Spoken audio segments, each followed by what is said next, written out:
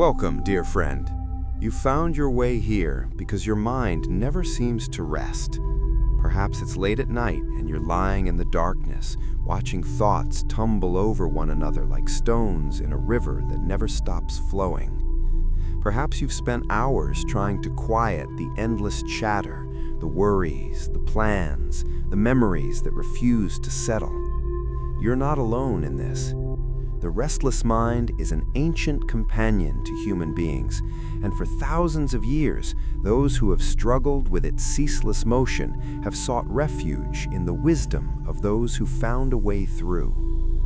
Tonight, we're going to walk together through stories, not ordinary stories, but teaching tales from the Zen tradition, stories that have been passed down through generations precisely because they speak to this very struggle. These are stories about monks and masters who understood the restless mind intimately, who themselves wrestled with the endless thinking, and who discovered something remarkable in the process of that wrestling. They discovered that the solution was never about fighting harder, but about understanding differently. Before we begin our journey through these tales, I want you to imagine something with me. Picture yourself sitting by a quiet stream as twilight descends. The water moves constantly, catching the last glimmers of daylight, flowing over smooth stones worn by centuries of current. You're not trying to stop the water. You're not damming it up or redirecting its course. You're simply sitting there, watching it flow, understanding that this is what water does. This is its nature. And in watching it without struggle, you begin to notice something you hadn't seen before: the spaces between the ripples, the moments of glass-smooth clarity between the disturbances, the way the light dances differently on moving water than on still ponds. Your mind is like this stream, and tonight, through these stories, we're going to learn not how to stop it, but how to sit beside it with a different kind of understanding. We're going to meet people who discovered that peace doesn't come from silencing every thought, but from changing our relationship with the thinking itself. We're going to explore what happens when we stop fighting and start noticing. We're going to discover that the restless mind has been trying to teach us something all along. So settle in, get comfortable. Let your body sink into wherever you're resting. Take a breath that's just a little deeper than the last one. And let's begin this journey together into the heart of Zen wisdom, where stories become medicine for the mind that cannot rest. The nature of the restless mind. There's something important we need to understand before we dive into the stories themselves, something that the ancient Buddhist teachers discovered through careful observation of their own minds. They noticed that the mind, left to its own devices, behaves very much like a monkey swinging through trees. This wasn't meant as an insult, but as a precise description of what they observed. A monkey in a jungle doesn't sit still on one branch for long. It reaches out, grabs another branch, swings to it, immediately looks for the next one, and continues this endless acrobatic journey through the canopy. The monkey doesn't do this because it's trying to get anywhere in particular. It does it because this is the monkey's nature. Movement is what monkeys do. The ancient teachers, particularly those in the Buddhist traditions that would later evolve into Zen, called this the monkey mind. They watched their own consciousness the way a naturalist might observe an animal in the wild, without judgment, just noticing patterns. And what they noticed was fascinating. The mind jumps from thought to thought with remarkable speed and apparent randomness. One moment, you're thinking about something you need to do tomorrow, then suddenly you're remembering a conversation from 3 years ago. Then you're planning what to eat for dinner. Then you're worrying about something that might never happen. Then you're back to tomorrow's tasks, but now you're also wondering why you started thinking about that conversation from 3 years ago in the first place. This isn't a malfunction. This isn't something wrong with you. This is the mind doing exactly what minds do. For most of human evolutionary history, this rapid-fire thought pattern was actually quite useful. A mind that constantly scans for threats, plans for contingencies, remembers past dangers, and projects future scenarios had better survival odds than a mind that simply sat peacefully contemplating the beauty of the present moment. Your ancestors with restless minds were the ones who spotted the subtle signs of approaching danger, who remembered which plants were poisonous, who planned for winter when everyone else was enjoying summer. The monkey mind kept people alive. But here's the thing that the Zen masters understood. What was once purely adaptive has become, in many ways, a source of suffering. We no longer need constant vigilance against predators. We're not foraging in the wilderness, needing to remember every detail about every location we visited. Yet the mind continues its ancient pattern, jumping and swinging and never resting, even when we desperately want it to be still. Especially, it seems, when we desperately want it to be still. If you've ever tried to meditate, you've probably experienced this directly. You sit down with the intention of watching your breath, of being present, of finding some peace. And what happens? The mind immediately begins what seems like an elaborate comedy routine of distraction. You start noticing every small discomfort in your body. You remember emails you forgot to send. You start planning conversations you might have later. You wonder if you're doing it right. You think about thinking about whether you're doing it right. You notice you've been lost in thought and try to come back to the breath, only to find yourself moments later completely absorbed in yet another train of thought. This is where many people conclude that meditation isn't for them, that their mind is too active, too restless, too difficult to quiet. They believe that other people must have naturally calm minds, that those serene-looking folks sitting in meditation must have some inner peace that they themselves lack. But this is a fundamental misunderstanding, and it's one that the Zen masters spent considerable time correcting. The student of Zen master Suzuki Roshi came to him frustrated, complaining that her mind was too busy to meditate. She said, "My mind is racing with thoughts.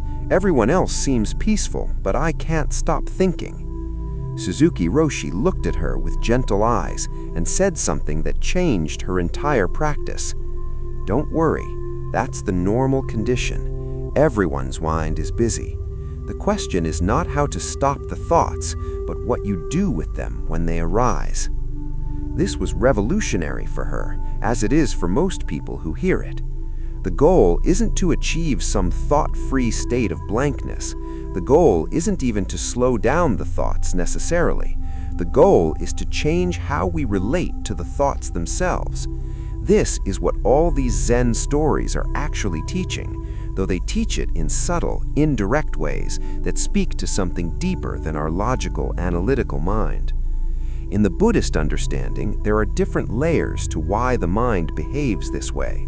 One layer is biological, evolutionary, as we've discussed, but another layer has to do with something they called grasping or clinging. The mind creates its own turbulence by constantly reaching for some thoughts and pushing away others. We grasp at pleasant memories, trying to hold on to them or recreate them. We push away uncomfortable thoughts, trying to suppress or escape them. We grasp at plans for the future, trying to control outcomes that haven't happened yet. We push away present reality when it doesn't match our preferences. All of this grasping and pushing creates a kind of internal weather system. It's like we're constantly stirring up the waters of consciousness with our preferences, our judgments, our desire for things to be different than they are.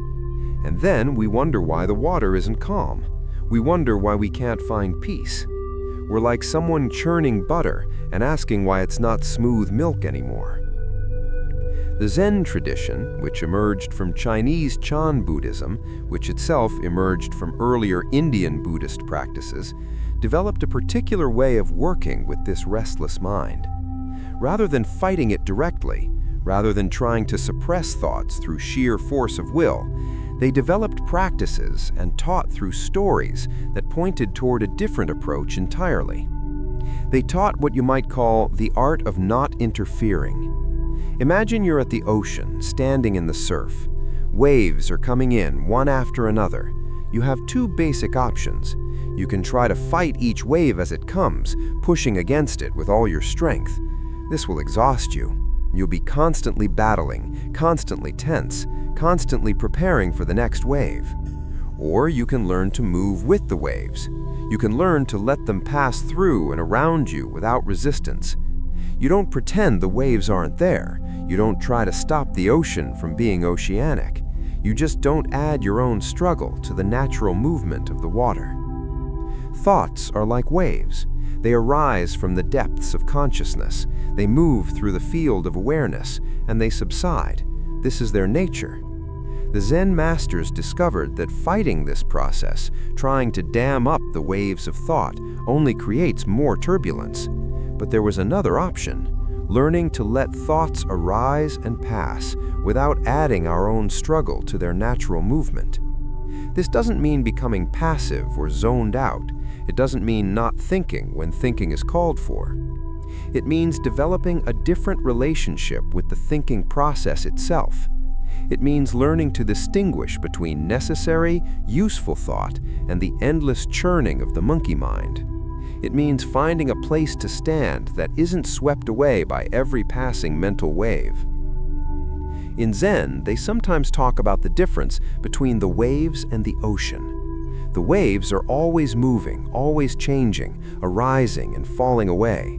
But the ocean itself, the vast body of water, contains all the waves without being disturbed by any particular wave. There's a stability there, a presence that remains even as the surface is constantly in motion. The Zen masters suggested that human consciousness has both these aspects, the wave-like quality of thoughts and feelings that constantly change, and a deeper ocean-like quality that can hold it all without being overwhelmed. The restless mind, in this understanding, isn't a problem to be solved. It's more like a weather pattern to be understood. You don't solve the weather. You don't make clouds stop being clouds or wind stop being wind. But you can find shelter. You can learn to work with the weather rather than against it. You can understand its patterns well enough that you're not constantly surprised or overwhelmed by it. This is what the stories we're about to explore teach. They don't teach techniques for thought stopping. They don't promise that if you just meditate hard enough, your mind will finally go blank and you'll achieve some permanent state of peace. Instead, they teach wisdom about the nature of mind itself. They show us people who found freedom not by escaping from their thoughts, but by understanding them so deeply that the thoughts lost their power to disturb them. One of the key insights from the Zen tradition is that much of our suffering around the restless mind comes not from the thoughts themselves, but from our thoughts about the thoughts. We think a thought, then we judge ourselves for thinking it.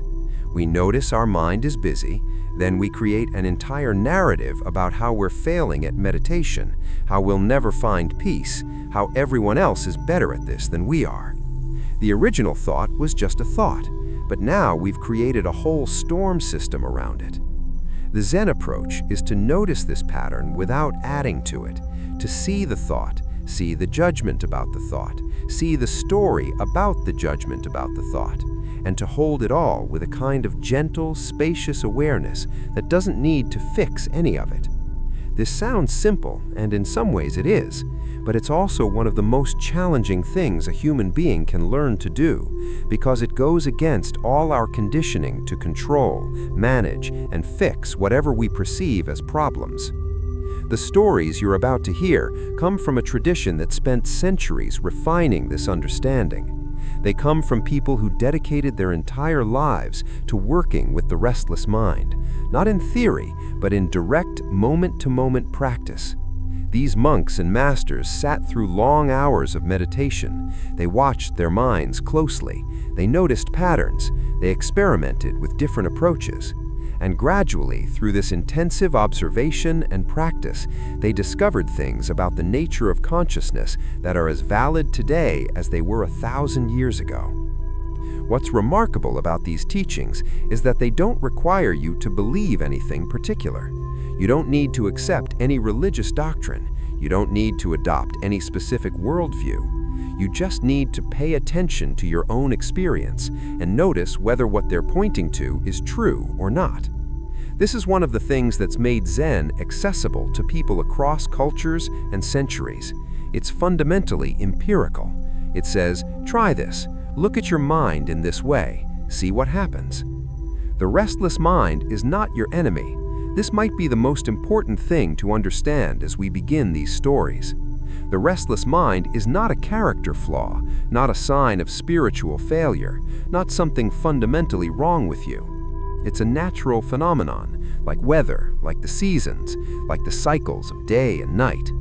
And just as a skilled sailor learns to work with wind and weather rather than cursing their existence, we can learn to work with the restless mind rather than fighting it at every turn. The Zen masters had a quality that runs through all their teaching, a kind of gentle humor about the human condition. They didn't approach the restless mind with grim determination or stern discipline. They approached it more like someone watching a puppy learn to walk, with patience, with amusement at the inevitable stumbles, with confidence that the capacity is there, even if the execution is still clumsy. This attitude itself is part of the teaching. The lightness, the refusal to make it all so serious and heavy, creates space for actual change to happen. When we grip too tightly to the project of calming our mind, we create tension. We turn peace into a goal to achieve, which immediately puts us into achieving mode, which is the opposite of peace. We start measuring our progress, judging our meditation sessions, comparing ourselves to others, all of which just creates more mental activity. The Zen masters understood this paradox intimately. They knew that the harder you chase after stillness, the more it eludes you. The more you make it a goal, the farther away it gets. So they taught through stories instead of doctrines. They created practices that were simple, but not simplistic. They pointed towards something that couldn't be captured in words, but could be recognized in direct experience. And they did all of this with a remarkable combination of seriousness about the practice and lightheartedness about the whole endeavor. This is the spirit in which we enter these stories, not as stern students memorizing ancient teachings, but as fellow travelers exploring the landscape of our own consciousness with curiosity and kindness. The restless mind is part of that landscape. Understanding it, working with it, maybe even befriending it, this is what the stories teach. As we move forward into the stories themselves, remember that each one is working on multiple levels. On the surface, they're simple tales about monks and masters in old Japan or China. But underneath the surface, they're detailed maps of consciousness, showing us where we get stuck and how we might find our way through. They're medicine for the specific ailment of the restless mind, formulated by people who knew that ailment intimately because they lived with it themselves. The mind that brought you to this point, seeking rest, seeking peace, seeking some relief from the endless thinking, that mind is already part of the solution. Your awareness that the mind is restless means you have some capacity to observe the mind, which means you're not completely identified with every thought that passes through. That observer, that witness, that awareness that can notice the restlessness, that's what the Zen masters worked with and cultivated. That's what these stories are designed to strengthen and clarify. So as we move into the teachings, as we meet masters like Ryokan and Hakuin and Dogen, as we explore koans and practice stories, remember that all of this is pointing back to your own direct experience. The stories are fingers pointing at the moon, but the moon is your own consciousness, your own capacity for awareness, your own possibility for peace amidst the movement. Don't get too caught up in the details of the stories themselves. Let them work on you the way water works on stone, gradually, gently, persistently, until something shifts. The restless mind is about to meet some very interesting teachers, and in meeting them through these stories, perhaps you'll discover that you've had access to that same teaching all along, that the wisdom you're seeking is actually closer than the seeking itself. Let's find out together.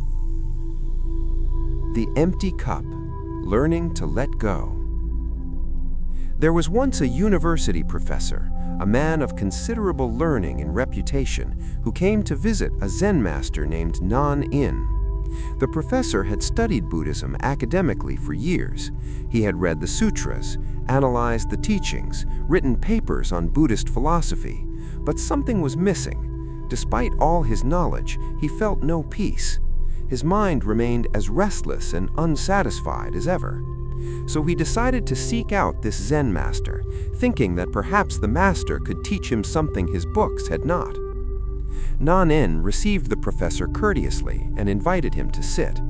In the simple, spare room where they met, there was a low table, cushions for sitting, and little else. Non-In began to prepare tea with the same attention and care that he brought to every action. The tea ceremony in Zen is not just about drinking tea. It's a meditation, a practice of bringing complete presence to each small movement. But the professor didn't understand this yet. As Non-In worked with the tea, the professor began to talk. He talked about his studies, about the various schools of Buddhist thought he had analyzed, about his theories on enlightenment, about what he thought the Buddha meant in various teachings. He quoted texts. He demonstrated his sophisticated understanding of meditation techniques he had read about. He talked and talked, filling the space with his words, his concepts, his accumulated knowledge.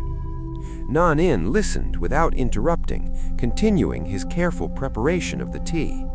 When it was ready, he brought a cup and placed it before the professor. Then he began to pour the tea into the cup. He poured slowly, steadily, with complete attention to the task.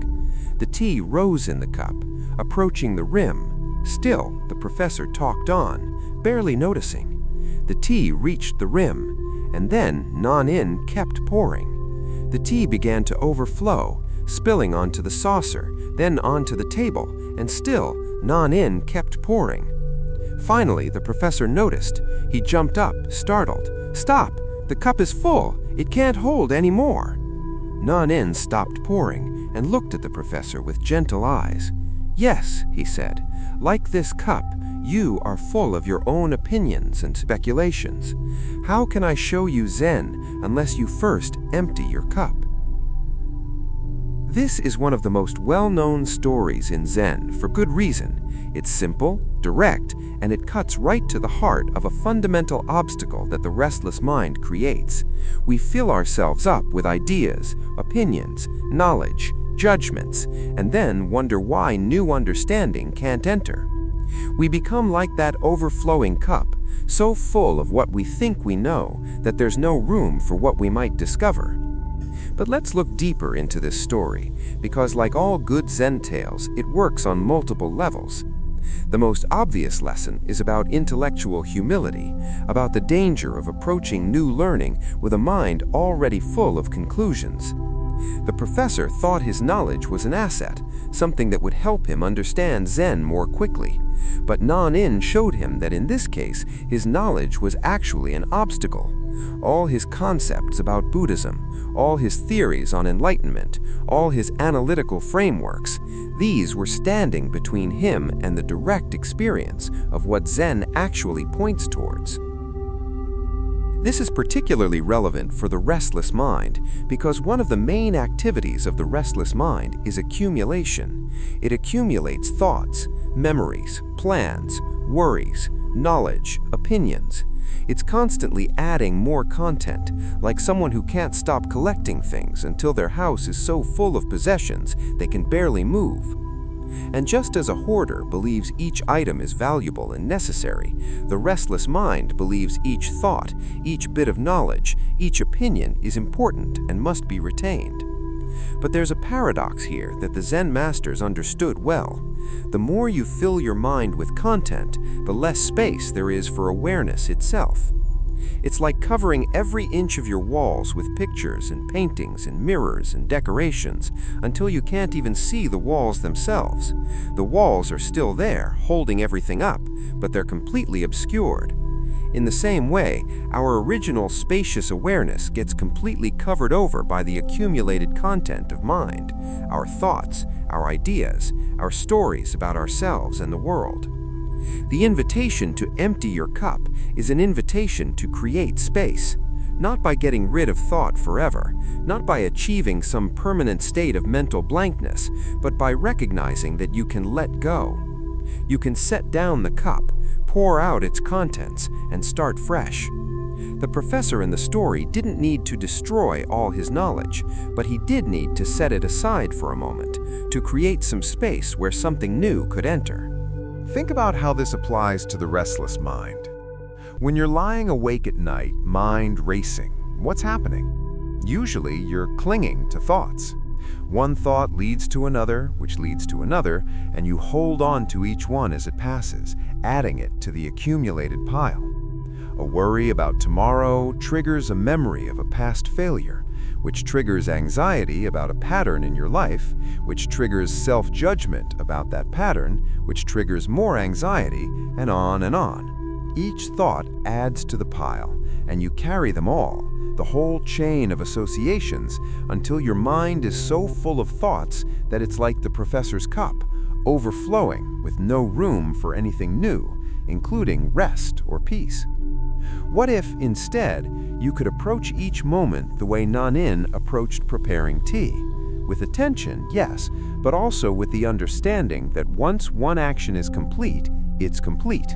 The tea is prepared, that's finished, now we move to pouring. The tea is poured, that's finished, now we move to drinking. Each moment complete in itself, not dragging the previous moments along as accumulated baggage. This is what emptying your cup points toward in practice. It's not about never having thoughts. It's about not accumulating them, not building them into towers of worry or fortresses of opinion.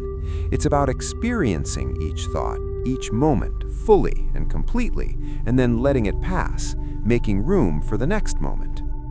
There's a beautiful practice that comes from this understanding, one that you can try right now as you listen to these words. Notice your breathing. Just notice it. Don't try to change it.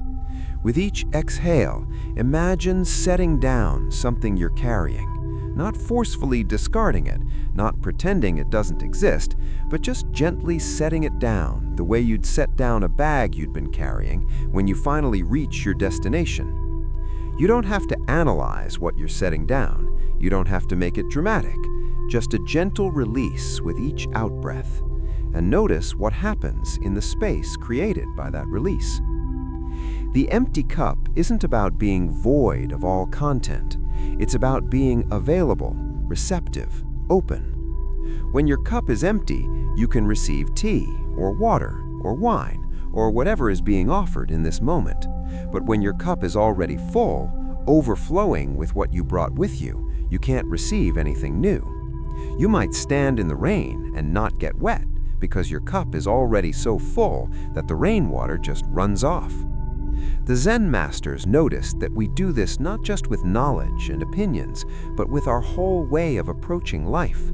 We come to each new moment with our minds already full of what we think we know, what we expect to happen, what we remember from the past, what we're planning for the future. And because we're so full of all this mental content, we can't actually experience the moment itself. We're like the professor, so busy demonstrating what we know that we don't notice the tea overflowing. This has profound implications for working with the restless mind. Often, when we're struggling with mental restlessness, we approach it with our cup already full. We're full of ideas about what meditation should feel like, full of judgments about why our mind is so busy, full of comparisons to other people who seem more peaceful, full of techniques we've read about, full of expectations about what should happen if we just try hard enough.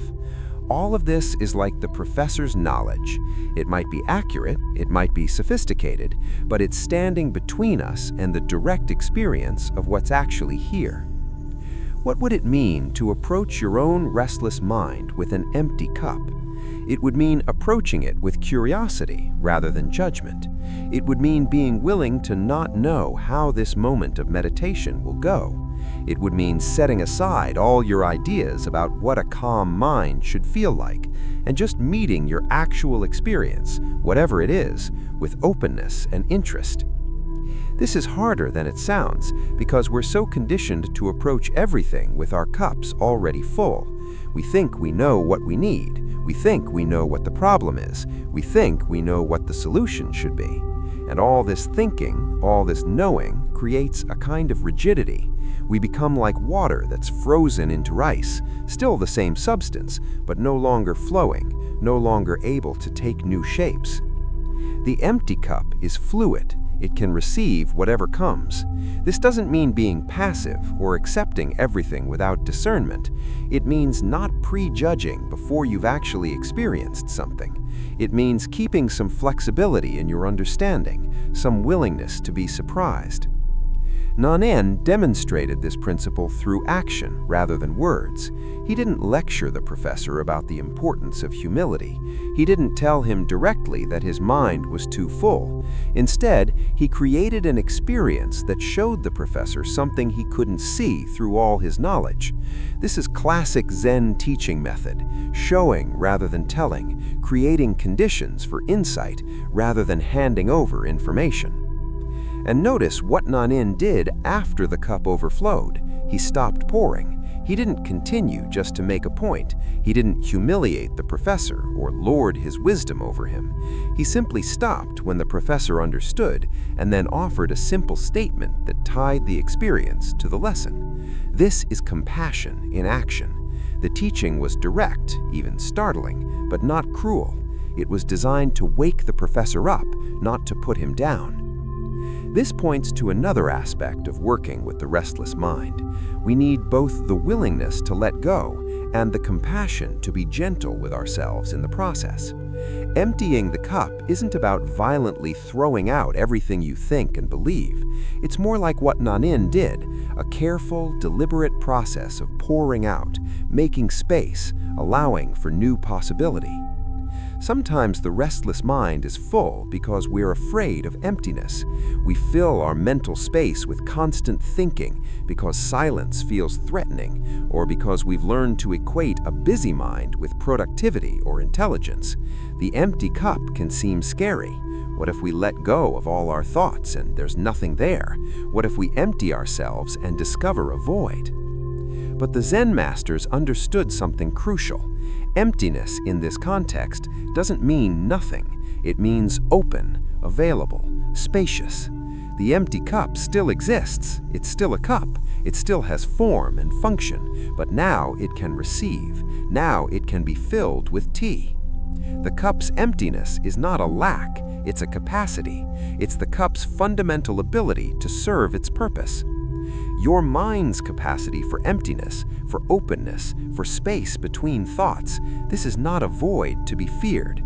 It's your fundamental capacity to be aware, to receive experience, to respond freshly to each moment, rather than reacting from accumulated conditioning.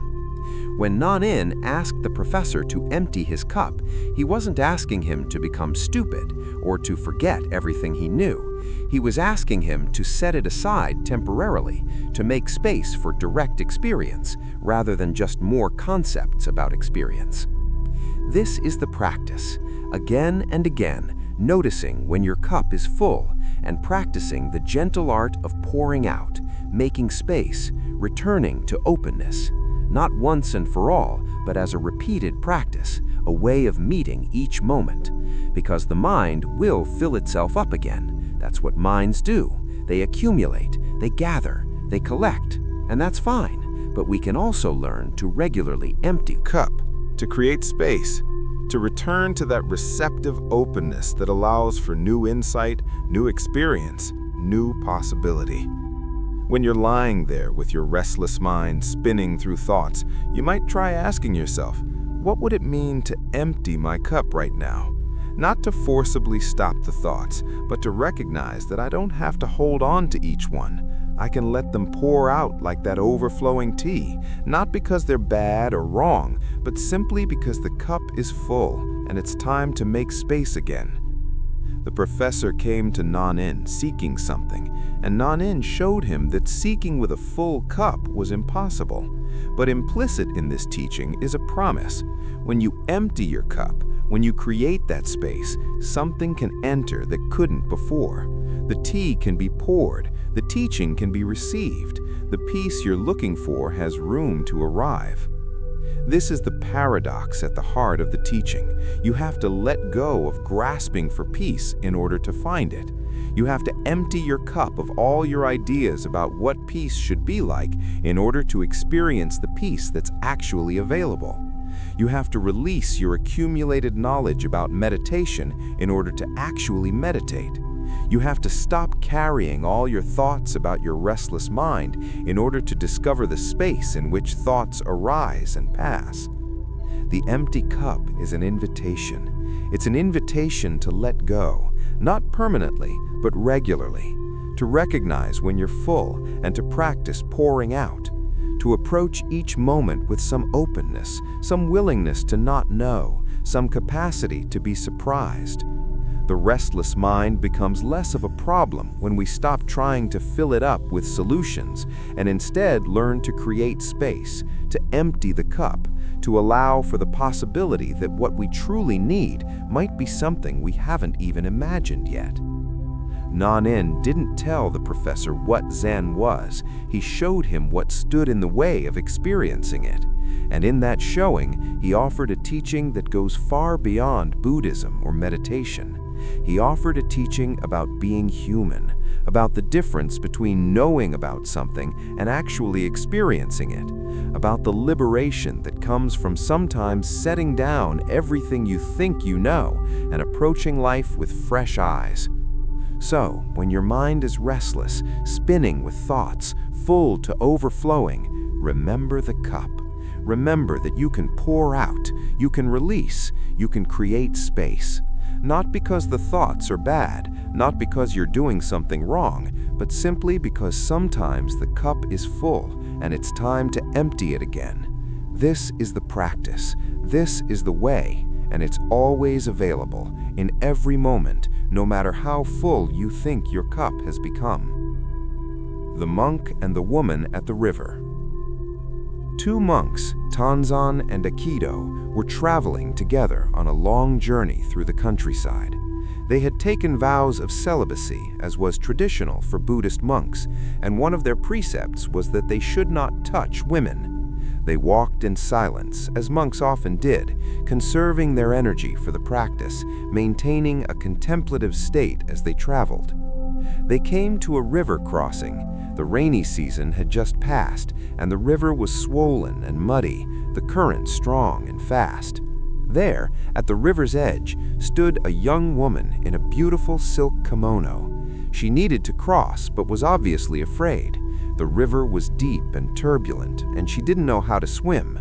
She looked at the monks with hope in her eyes, clearly wanting to ask for help, but uncertain whether they would assist her.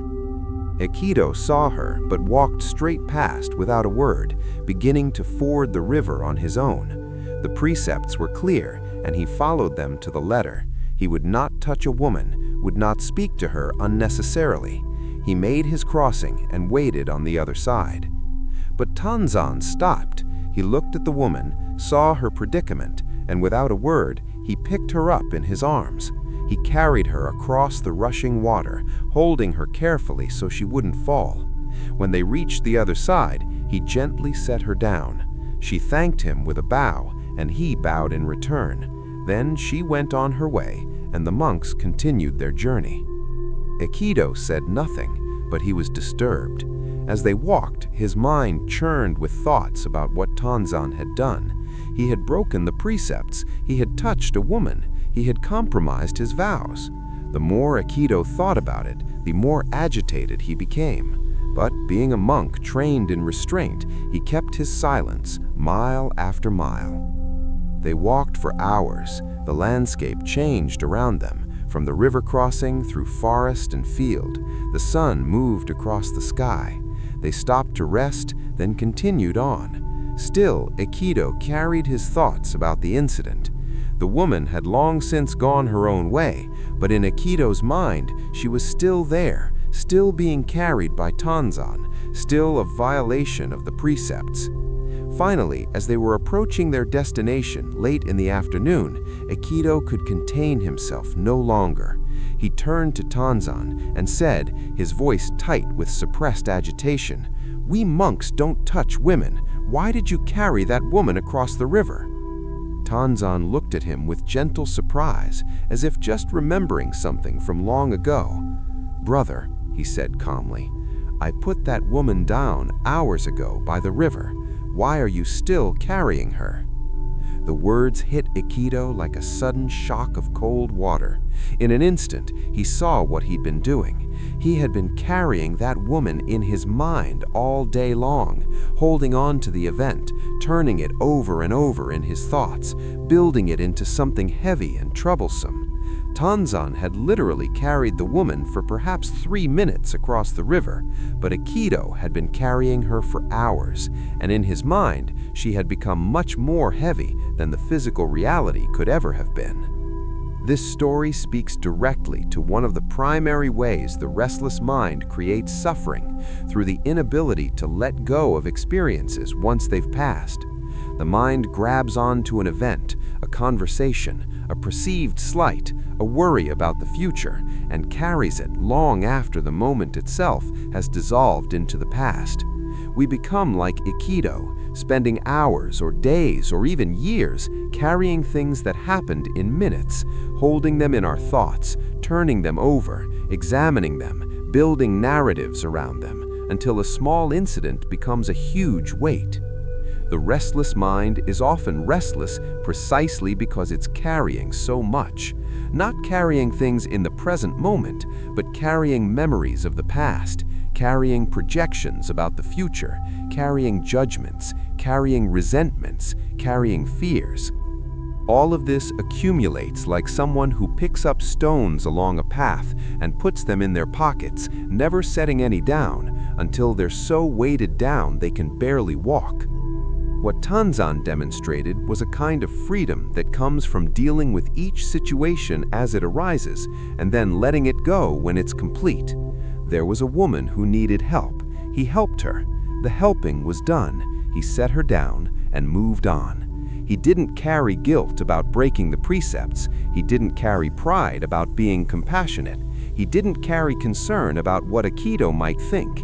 He simply responded to the need in front of him and then released it completely when it was done. This is the quality that Zen practitioners aim to cultivate, responding fully to each moment without creating mental residue that lingers afterward. It's sometimes called no trace, acting in the world but not leaving traces in the mind, not creating sticky spots where experience gets trapped and held. Compare this to how we usually operate. Something happens during the day, maybe someone says something that bothers us, or we make a small mistake, or we have an awkward interaction. The actual event lasts seconds or minutes, but then we carry it with us all day. We replay the conversation in our minds. We imagine what we should have said. We build stories about what it means. We project into the future, worrying about similar situations. What was a brief moment becomes an hours-long mental event, carried and carried like Aikido carried that woman in his thoughts. The restless mind at night is often full of these accumulated burdens. Lying in the dark, unable to sleep, we're carrying everything that happened today, everything we're worried about tomorrow, plus accumulated weight from weeks or months or years past. We're like a cart piled so high with belongings that the wheels can barely turn. And we wonder why we can't find peace, why the mind won't rest, why sleep won't come. But notice what Tanzan's response points toward. He doesn't tell Aikido that he was wrong to be concerned about the precepts. He doesn't argue about whether he was justified in helping the woman. He doesn't defend his actions or attack Aikido's judgment. Instead, he simply points to a fact. He put the woman down hours ago. The question then is, why is Aikido still carrying her? This is the question we can ask ourselves about our own mental carrying. The event that's troubling you, when did it actually happen? How long did it last? And how long have you been carrying it in your thoughts? The mistake you made, the thing someone said, the worry about the future, these might have objective duration measured in minutes, but you might have been carrying them for hours, days, weeks. You're like Ekido, holding on to something long after the original holder has set it down and moved on. There's a profound teaching here about the nature of time and mind. The present moment is always right now. This moment, this breath, this instant of awareness. Everything else, whether it happened 5 minutes ago or 5 years ago, exists only in memory. Everything you're worried about in the future exists only in imagination. The only thing that has actual weight, actual substance, actual reality is what's happening right now. But the mind doesn't operate this way naturally. The mind creates continuity by linking moments together, by carrying the past into the present and projecting into the future. This is useful for learning, for planning, for making sense of experience, but it becomes a source of suffering when we can't discriminate between necessary remembering and unnecessary carrying. Necessary remembering is when you recall that the stove is hot so you don't burn yourself again. Unnecessary carrying is when you replay the embarrassing thing you said at a party 3 weeks ago for the 100th time. Necessary planning is when you arrange to get groceries because you know you'll be hungry tomorrow. Unnecessary carrying is when you spin through endless scenarios about everything that might go wrong in a situation next month. The difference is aliveness, presence, actual utility versus mental spinning. And learning to distinguish between these, learning to put down what doesn't need to be carried, is one of the key skills in working with the restless mind. Here's a practice you can try, inspired by this story. Notice when you're mentally carrying something. Maybe you're replaying a conversation, or worrying about something coming up, or holding on to a resentment. Just notice it, without judgment. Then imagine yourself physically putting it down, the way Tanzan put down the woman at the river's edge. You might imagine setting down a heavy bag, or placing something carefully on the ground. Make the gesture physical if you want, actually miming the action of setting something down. And then notice what happens. Notice the space that opens up.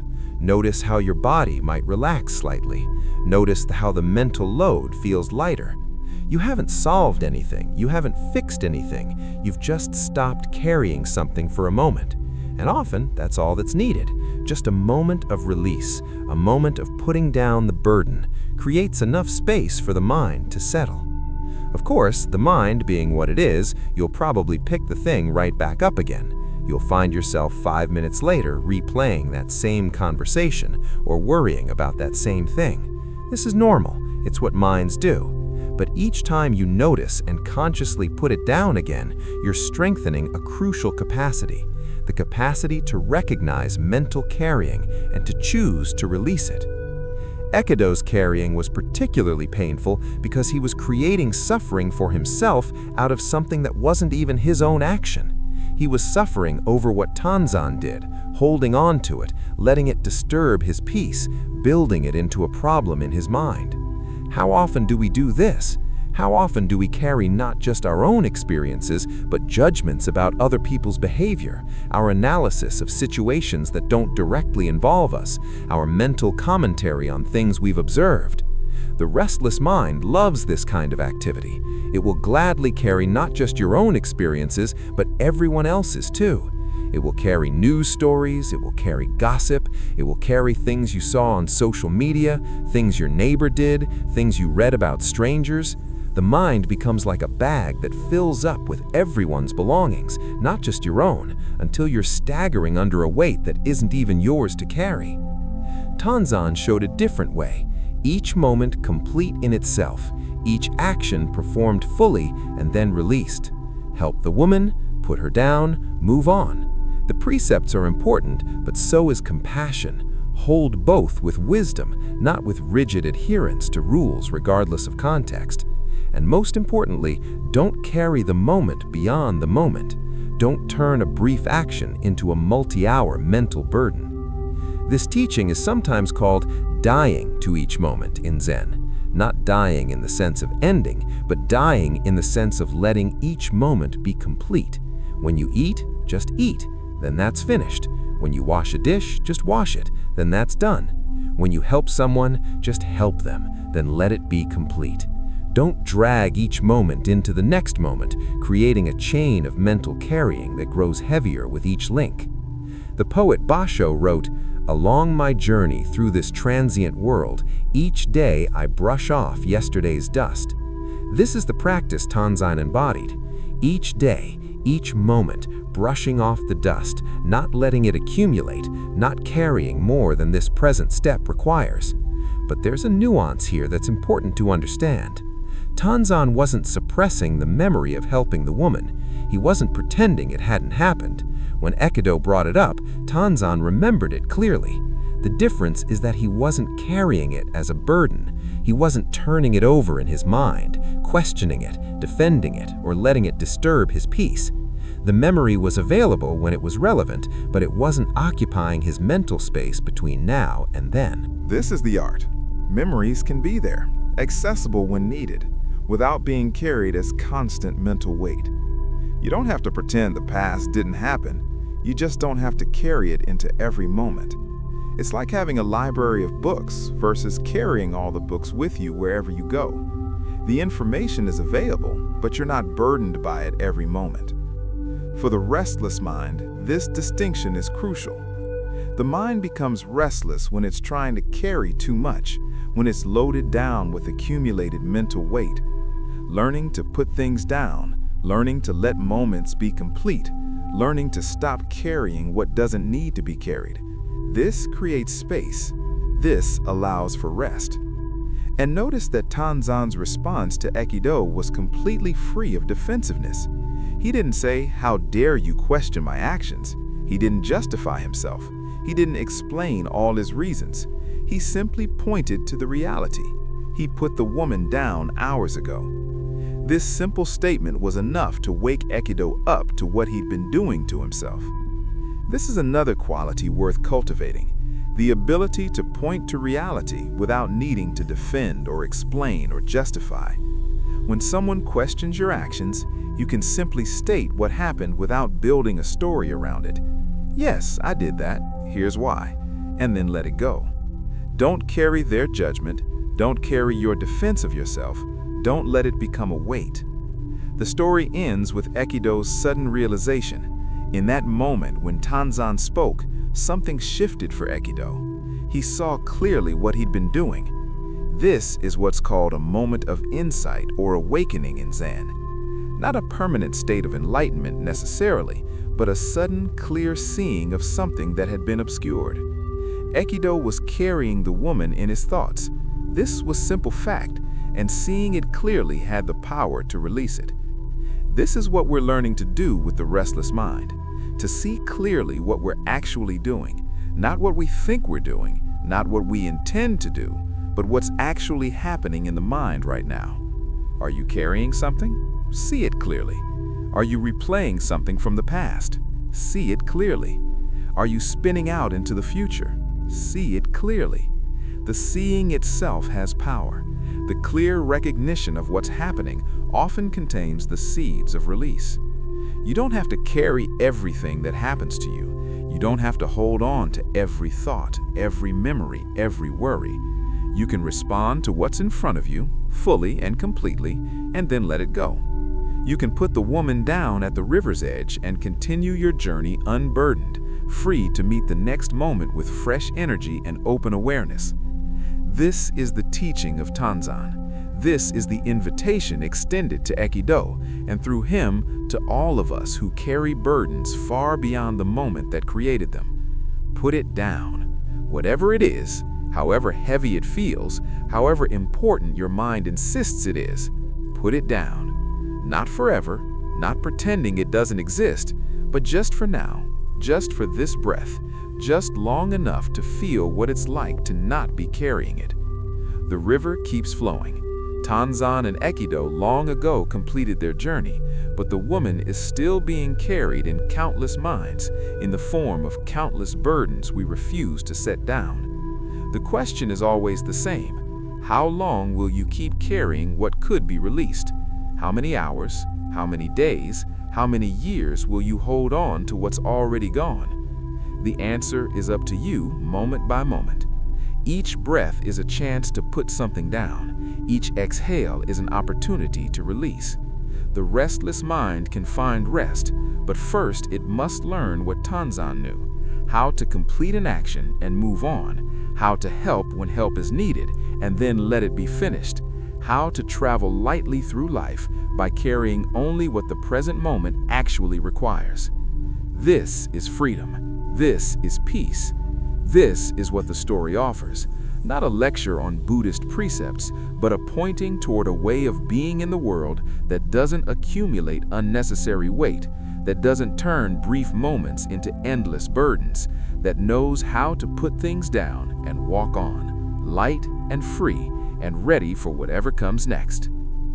Still carrying her, the weight we choose. The story of Tanzan and Ekido at the river doesn't end with Ekido's moment of realization, or rather, it ends there in the story as it's usually told. But in the actual living of our lives, that moment of realization is just the beginning. Because seeing clearly that you're carrying something is not the same as being able to put it down and keep it down. The mind has deep habits, grooves worn into consciousness by years or decades of repetitive patterns.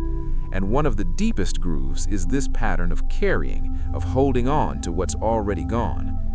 Let's imagine what might have happened to Ekido after Tanzan's words shocked him into awareness. In that moment of recognition, he probably felt a genuine release. He saw clearly that he'd been carrying the woman in his thoughts, that this was unnecessary, that Tanzan had set her down hours ago. The absurdity of it probably struck him forcefully. Maybe he even laughed at himself. The burden lifted, and he continued walking with his fellow monk, feeling lighter, clearer, grateful for the teaching. But then what? An hour later, or that night, or the next day? What happened when Ekido's mind drifted back to the incident? Because minds do this. They return to familiar grooves.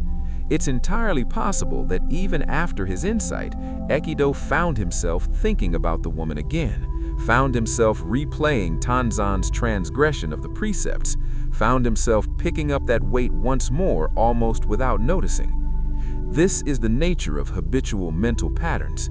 They don't disappear because we see them clearly once. They've been practiced for too long, reinforced too many times. The groove is deep, and consciousness flows back into it naturally, almost automatically, especially when we're tired or distracted or not paying close attention. This is something crucial to understand about working with the restless mind. Insight is necessary, but not sufficient. Seeing clearly what you're doing is essential, absolutely essential, but seeing it once doesn't mean you'll never do it again. More likely, you'll see it, release it, and then find yourself doing it again 5 minutes later. This isn't failure. This is just the nature of change. Deep patterns shift gradually through repeated practice, not all at once because we had one moment of clarity. Think about the woman at the river as a symbol for anything you've been carrying mentally. Maybe it's a relationship that ended years ago, but you're still replaying the conversations, still analyzing what went wrong, still carrying hurt or anger or regret. Maybe it's something embarrassing you did once, and your mind keeps dragging you back to it, making you relive the shame. Maybe it's a fear about the future, a worry about something that might never happen, but you carry it anyway, letting it color every day with its weight. You might see clearly in a moment of honest self-reflection that you're carrying this thing. You might recognize that it happened years ago, that the relationship is over, that the embarrassing moment passed, that the feared future is imaginary. You might feel the truth of Tanzan's words, "I put that woman down." Woman down hours ago. Why are you still carrying her? And you might genuinely put it down. Feel the release, experience the lightness of letting go. But if your experience is anything like most people's, you'll find yourself picking it up again. Maybe not immediately, but soon. The thought will arise, and before you notice what's happening, you're back in it, carrying it again, lost in the familiar mental patterns. And this is where many people become discouraged. They think, I saw this pattern clearly. I understand that I'm creating my own suffering by carrying these thoughts. Why can't I just stop? The Zen answer to this is both simple and profound, because that's not how the mind works. The mind doesn't change through understanding alone. It changes through practice, through repeatedly noticing, releasing, noticing again, releasing again, thousands and thousands of times. Each time you notice that you're carrying something and consciously choose to put it down, you're weakening the habitual pattern slightly. You're creating a new groove alongside the old one. Eventually, with enough repetition, the new pattern becomes as strong as or stronger than the old one, and the mind begins to naturally release rather than naturally carry. But this takes time. It takes patience. It takes a quality that Zen teachers call gentle persistence. Not harsh self-criticism when you find yourself carrying the woman again, but gentle acknowledgement and another invitation to put her down, again and again and again. There's a deeper layer to this teaching as well, one that has to do with why we carry things in the first place. On the surface, carrying past hurts or future worries seems counterproductive. Why would we do something that creates suffering? But if you look more carefully, you'll often find that the carrying serves some purpose, however twisted or unconscious. We carry hurt from a past relationship because letting it go might mean finally accepting that it's truly over. We carry the embarrassing memory because berating ourselves feels like a way to prevent future mistakes. We carry worry about the future because we believe that worrying helps us prepare or control outcomes. We carry resentment because it feels like it protects us from being hurt again. We carry guilt because we believe we deserve to suffer for our mistakes. All of these are forms of what Buddhism calls clinging, not because the experience is pleasant, but because the clinging itself serves some psychological function. We're not usually aware of these functions. We just know that when we try to put something down, some part of us picks it right back up, and we don't know why. This is where the practice deepens beyond simple letting go. It becomes an inquiry. What am I getting from carrying this? What do I believe will happen if I truly let it go? What purpose does this carrying serve, even if that purpose is based on false beliefs or outdated programming? Aikido was carrying the woman partly because he was disturbed by what he perceived as a violation of the precepts, but perhaps also because his carrying reinforced his own sense of being the better monk, the one who follows the rules strictly. Maybe it gave him a sense of moral superiority.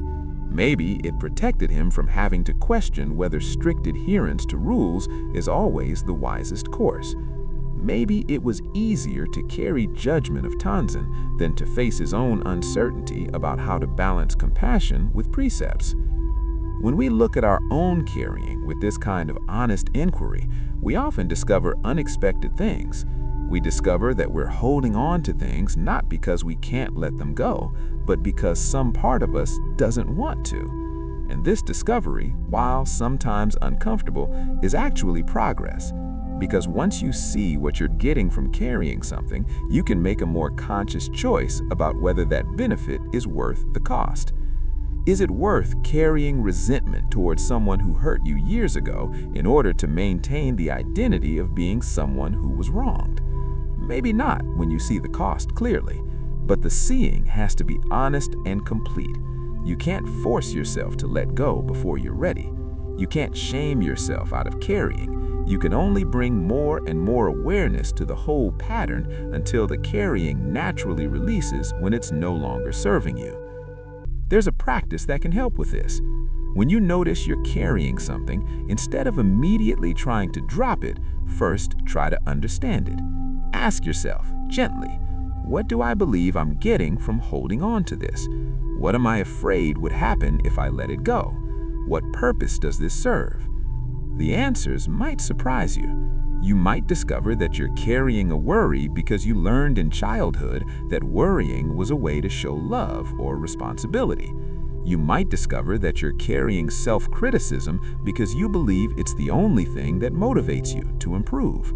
You might discover that you're carrying hurt because letting it go feels like betraying your past self who experienced that hurt. None of this is pathological.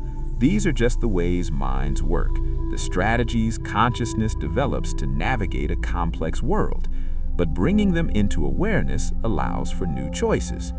Once you see that you're carrying self-criticism because you believe it motivates you, you can ask whether that's actually true. Does it motivate you, or does it just exhaust you? Is there another way to encourage growth that doesn't require carrying constant harsh judgment? The woman at the river becomes, in this deeper reading, not just any random burden, but a specific, chosen burden. Aikido chose to keep carrying her because the carrying met some need in him, even if that need was unconscious. And we all do this. We all have our version of the woman we keep carrying even after she's been set down, and we carry her because at some level, for some reason, we're choosing to.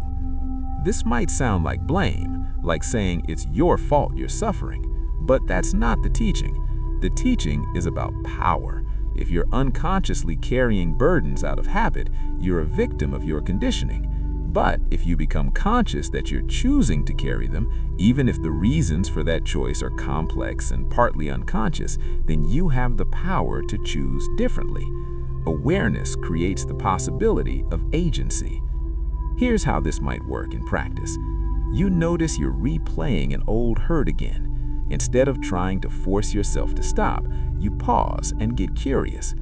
I'm carrying this again. I wonder why. What do I get from this? You sit with the question genuinely, not rushing to answer.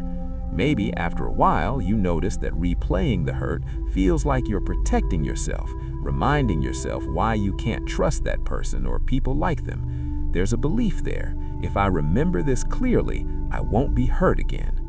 Now you can work with that belief directly. Is it true? Does carrying this hurt actually protect you, or does it just create a shell that keeps everyone out, including people who might be trustworthy? Can you learn from what happened without replaying it endlessly?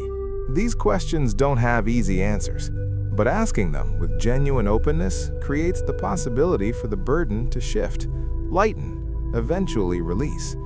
Not because you've forced it away, but because you've understood it so completely that it naturally dissolves. Tanzin's freedom came from his ability to respond to each situation as it arose without creating story around it.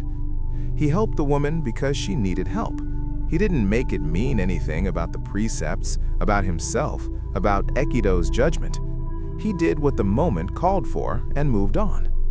This is the ultimate teaching about carrying. When you don't add meaning, narrative, and story to what happens, there's nothing to carry. The event happens and is complete in itself. But most of us aren't at that level of freedom yet. We do add meaning. We do create narrative. We do build stories around everything that happens. So the practice isn't necessarily to stop doing that altogether, but to notice when we're doing it, and to recognize that the stories we're telling ourselves are choices, not inevitable truths. You might find yourself replaying an awkward conversation and telling yourself the story that you're socially incompetent, that everyone thinks you're weird, that you'll never fit in. This story creates suffering, and if you believe it completely, you'll carry it. But what if you recognize it as a story, not as truth? What if you say to yourself, that's one possible interpretation of what happened. Another interpretation is that I had a slightly awkward moment, which literally every human being experiences regularly and is probably already forgotten by everyone involved. Neither story is definitively true, but one creates a weight to carry, and one allows for release. Learning to recognize that you're choosing which story to believe, that you're choosing which interpretation to carry, gives you the freedom to choose differently. The restless mind is often restless because it's carrying so many stories, so many interpretations, so many meanings laid on top of simple events. Something happens, and immediately the mind starts weaving narrative. What it means about me, what it means about them, what it means about the future, how it connects to the past. And all these narratives become weight, become things to carry, become reasons the mind can't rest. What if you could experience things more like Tanzan did? Something happens, you respond. It's complete. No story, no carrying, no weight. This isn't about being cold or disconnected. Tanzan wasn't disconnected when he helped the woman. He was completely connected, completely present, completely responsive. He just didn't create mental residue around it afterward. This is the practice, responding fully to life without creating residue, living each moment completely without carrying it into the next moment, letting experiences be complete in themselves without building stories that turn moments into monuments. You can practice this right now with small things. You have a thought, notice it, let it pass. Don't build a story around why you had that thought or what it means. You have a feeling, feel it fully, let it move through. Don't create a narrative about being someone who has this feeling or why you shouldn't feel this way. Something happens in your day. Experience it, respond to it, then let it be complete. Each time you practice this, you're training the mind to release rather than carry. You're creating new grooves alongside the old ones. You're weakening the habit of creating burdens and strengthening the capacity for freedom. But remember Aikido. Remember that even after his moment of insight, he likely found himself carrying the woman again at some point. This is normal. This is the path. The practice isn't about never carrying anything again. It's about noticing more quickly when you are carrying something, releasing it more easily, and gradually, over time, spending more moments in the lightness of not carrying than in the heaviness of burden. The woman at the river was put down hours ago, but in your mind, in my mind, in all our minds, she's still being carried in 1,000 different forms. The question isn't whether you'll ever carry anything again. The question is, right now, in this moment, are you carrying something? And if so, what would it feel like to put it down just for this breath, just for now? You might pick it up again in 5 minutes, that's okay. But you also might experience 5 minutes of freedom, 5 minutes of lightness, 5 minutes of the mind at rest. And those 5 minutes contain the seed of longer periods, of an hour, of a day, of gradually training the mind to release as naturally as it now carries. This is the path, not dramatic transformation in an instant, but gentle, persistent practice of noticing and releasing, over and over, until the releasing becomes as natural as breathing, and the mind discovers that it doesn't need to carry everything that passes through it. Some things can just pass, like Tanzan crossing the river, helping the woman, setting her down, and walking on, light and free, and ready for whatever the next moment brings. The sound of one hand, beyond rational thought. There's a famous koan, a kind of spiritual puzzle used in Zen training that was popularized by the master Hakuin Ekaku, who lived in Japan in the 18th century. The koan is deceptively simple, just 7 words. What is the sound of one hand clapping? You might hear this and immediately think it's nonsense. Clapping requires 2 hands. One hand can't clap. There is no sound. That's the logical answer, and it's completely correct from a logical perspective. But in Zen, when a teacher gives you this koan to work with, there is no sound is not the answer they're looking for. In fact, there's a story about a monk who confidently gave this logical answer to Hakuin, and Hakuin dismissed it immediately. "Go deeper," he said. What could be deeper than the logical truth that one hand can't clap? This is where the koan starts to do its real work, because the koan isn't asking for logical reasoning. It's not asking you to solve a puzzle with your thinking mind. It's asking you to exhaust your thinking mind, to push it to its limits until you break through to something beyond conceptual understanding.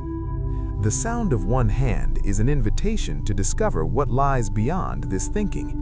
It's an invitation to encounter the limitations of conceptual mind and to find out what's there when concepts fail. Hakuin developed this koan as a tool for training students because he understood something fundamental about how the mind works. The mind loves to solve problems. Give it a puzzle, and it will work on that puzzle endlessly, applying logic, trying different angles, searching for the answer. This is what minds do. It's one of their primary functions. But there are some questions that can't be answered through thinking, some territories of experience that conceptual mind cannot reach. The sound of one hand is designed to be one of these unsolvable puzzles. You can think about it, but thinking won't get you to the answer. You can apply logic, but logic will only tell you it's impossible. You can try to be clever, coming up with metaphorical or poetic answers, but Hakuin will see through those immediately. The koan is a trap for the thinking mind, designed to exhaust it, frustrated, push it to the point where it finally gives up. And that giving up, that moment when the thinking mind reaches its limit and something else can emerge, that's what the koan is actually pointing toward. Imagine a student working with this koan. They sit in meditation and they hold the question, what is the sound of one hand? At first, the mind approaches it like any problem. Well, one hand can't clap, so there's no sound. But the teacher rejects this. So the student goes back to the question. They sit with it. They think about it. Maybe they imagine one hand waving in the air. Maybe they think about silence. Maybe they come up with elaborate philosophical explanations. Each time they present an answer to the teacher, they are rejected. Not because the answer is necessarily wrong in some absolute sense, but because it's coming from conceptual mind, from thinking, from the same mental function that created the restless mind in the first place. The koan is asking for something else. So the student keeps sitting with the question. Days pass, weeks, maybe months. The question becomes like a stone in their consciousness, always there, impossible to resolve. The mind exhausts its usual tricks. It runs out of clever answers. And at some point, if the student persists, something shifts. The question stops being something to solve and becomes something to embody. It's no longer, what is the answer to this puzzle? It becomes, what is this asking of me? This is where the koan opens up. Because one hand doesn't make a sound when it claps, true. But one hand exists. One hand has some kind of presence, some kind of reality, even if it's not the reality of clapping. And if you're truly present with one hand, if you stop trying to make it into two hands or solve the problem of why it can't clap, something else might reveal itself. Some students report that after working with this koan for a long time, they suddenly hear the sound. Not with their ears, not as a conceptual idea, but as a direct experience that cannot be put into words. They don't hear two hands clapping and pretend it's one hand. They directly experience something that could be called the sound of one hand, even though there's no way to explain it to someone who hasn't had that experience. Others report that the whole question dissolves. The distinction between sound and silence, between one hand and two hands, between question and answer, suddenly seems less solid than it did. They rest in some kind of awareness that doesn't need the question to be resolved because the question itself is seen through, understood as a kind of conceptual game that consciousness plays with itself. The point isn't which of these experiences is correct. The point is that the koan, when worked with sincerely and persistently, can lead to experiences beyond conceptual thinking. And this is directly relevant for the restless mind, because the restless mind lives entirely in the conceptual realm. It lives in thoughts about things, not in direct experience of things. It lives in problems to be solved, questions to be answered, narratives to be constructed. What would it mean to approach your restless mind the way a student approaches the koan of one hand? Not trying to solve it, not trying to fix it, not trying to think your way to peace, but sitting with it so completely, so persistently, that eventually something shifts. Eventually, the restless mind, like the student working with the koan, exhausts its usual patterns, and something else can emerge. This something else is hard to describe in words, which is exactly why Zen uses koans rather than explanations. Words can only point to it, can only circle around it, can only suggest its possibility. But people who have experienced it report that it's more real, more vivid, more present than anything they've experienced through conceptual thinking. It's sometimes called direct seeing or direct knowing. Not knowing something because you've thought it through, but knowing it the way you know the difference between hot and cold by direct experience. Hakuin was particularly skilled at using koans because he understood the mind's tendency to try to be clever. Students would come to him with sophisticated philosophical answers, with poetic metaphors, with logical demonstrations of their understanding, and he would see immediately that these were all still conceptual, still the product of thinking, still the mind trying to solve the unsolvable through its usual means. One of his most famous exchanges went like this.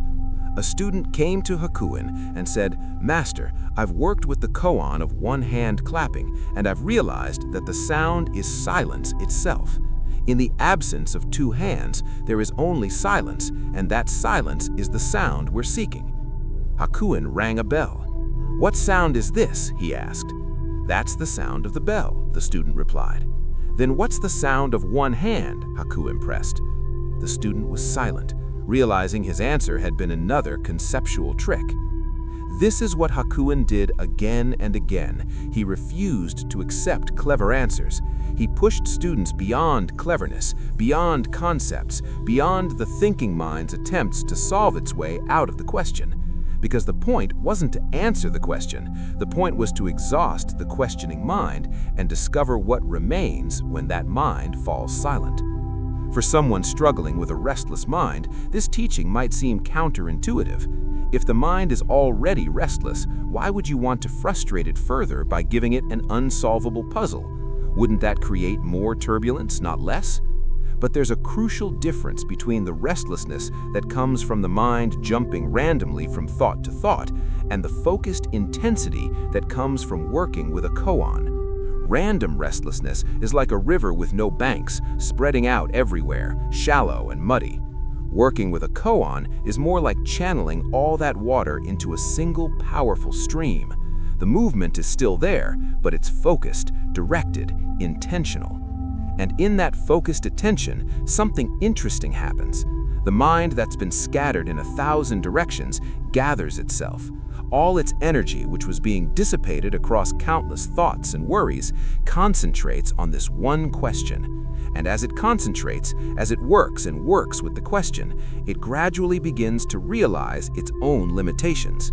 It begins to see that not everything can be solved through thinking. This realization is itself a kind of liberation, because one of the main sources of the restless mind's suffering is its belief that it should be able to figure everything out. It believes that if it just thinks hard enough, long enough, clever enough, it will find the answer, solve the problem, achieve peace. And when this doesn't happen, when thinking just creates more thinking, the mind becomes frustrated, anxious, more restless. But if you deeply understand that there are limits to what thinking can do, if you directly experience that some things cannot be solved conceptually, then you can stop trying to think your way to peace. You can recognize that the thinking itself is not the path to peace. In fact, the thinking, however clever, however sophisticated, might be the obstacle to peace. This doesn't mean you stop thinking altogether. Thinking is useful, necessary, appropriate in many contexts. When you need to solve a practical problem, thinking is exactly the tool to use.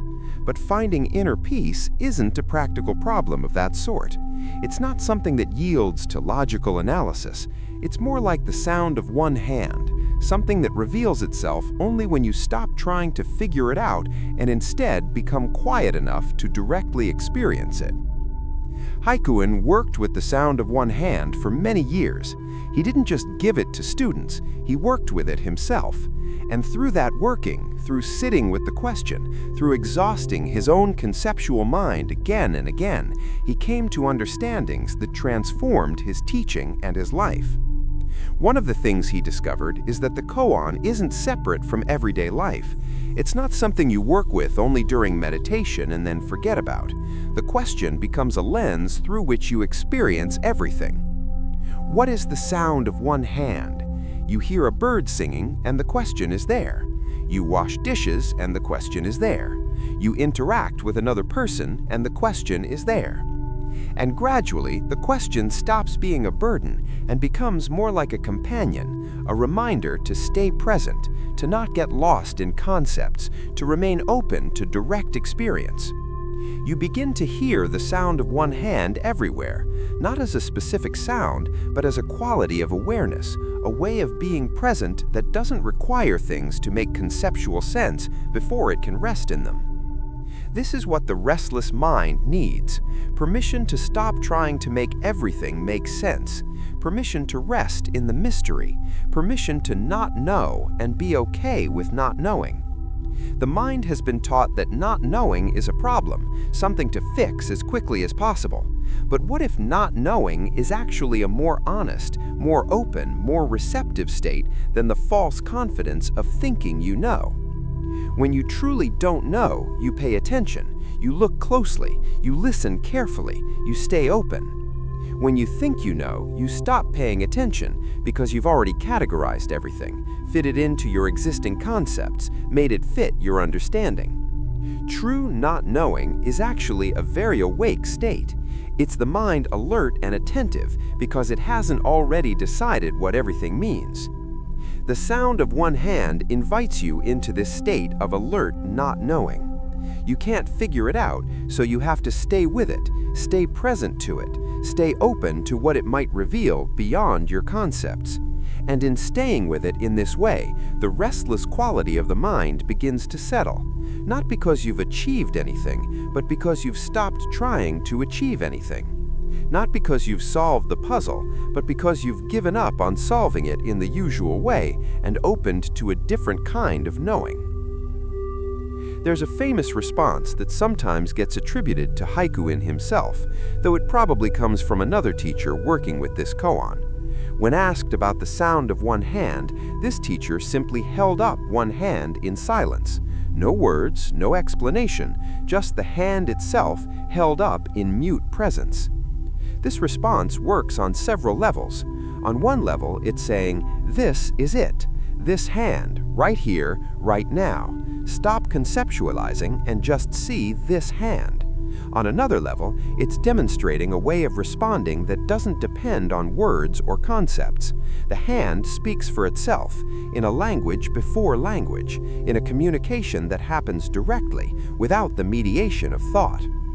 And on another level still, it's showing that the answer to the koan is not separate from the person asking the question. The teacher didn't go find a hand somewhere else. They used their own hand. Similarly, the sound of one hand is not something outside you that you need to discover. It's something about your own consciousness, your own awareness, that reveals itself when you stop looking outside and start being present to what's already here. For the restless mind, this is a crucial teaching. The peace you're seeking is not somewhere else, not in the future after you've solved all your problems, not in some special state you need to achieve. It's here, now, in your own consciousness, available the moment you stop seeking and start being present to what already is. But the mind resists this. It wants to keep seeking, keep solving, keep working towards some future resolution. The koan frustrates this tendency deliberately. It presents something that cannot be solved by seeking or thinking or working harder.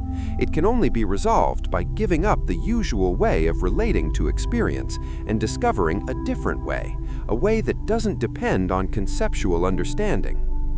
Haikuin would sometimes say that working with a koan is like a mouse trying to get into an ironclad grain bin. The mouse circles the bin again and again, looking for an opening, trying every angle, using all its usual methods of getting to food. But this bin has no opening. The usual methods don't work, and at some point the mouse has to either give up or try something completely different. The same is true for the mind working with an insoluble koan. It tries all its usual methods, logic, analysis, cleverness, memory, imagination, But none of these can solve what is fundamentally insoluble through those means.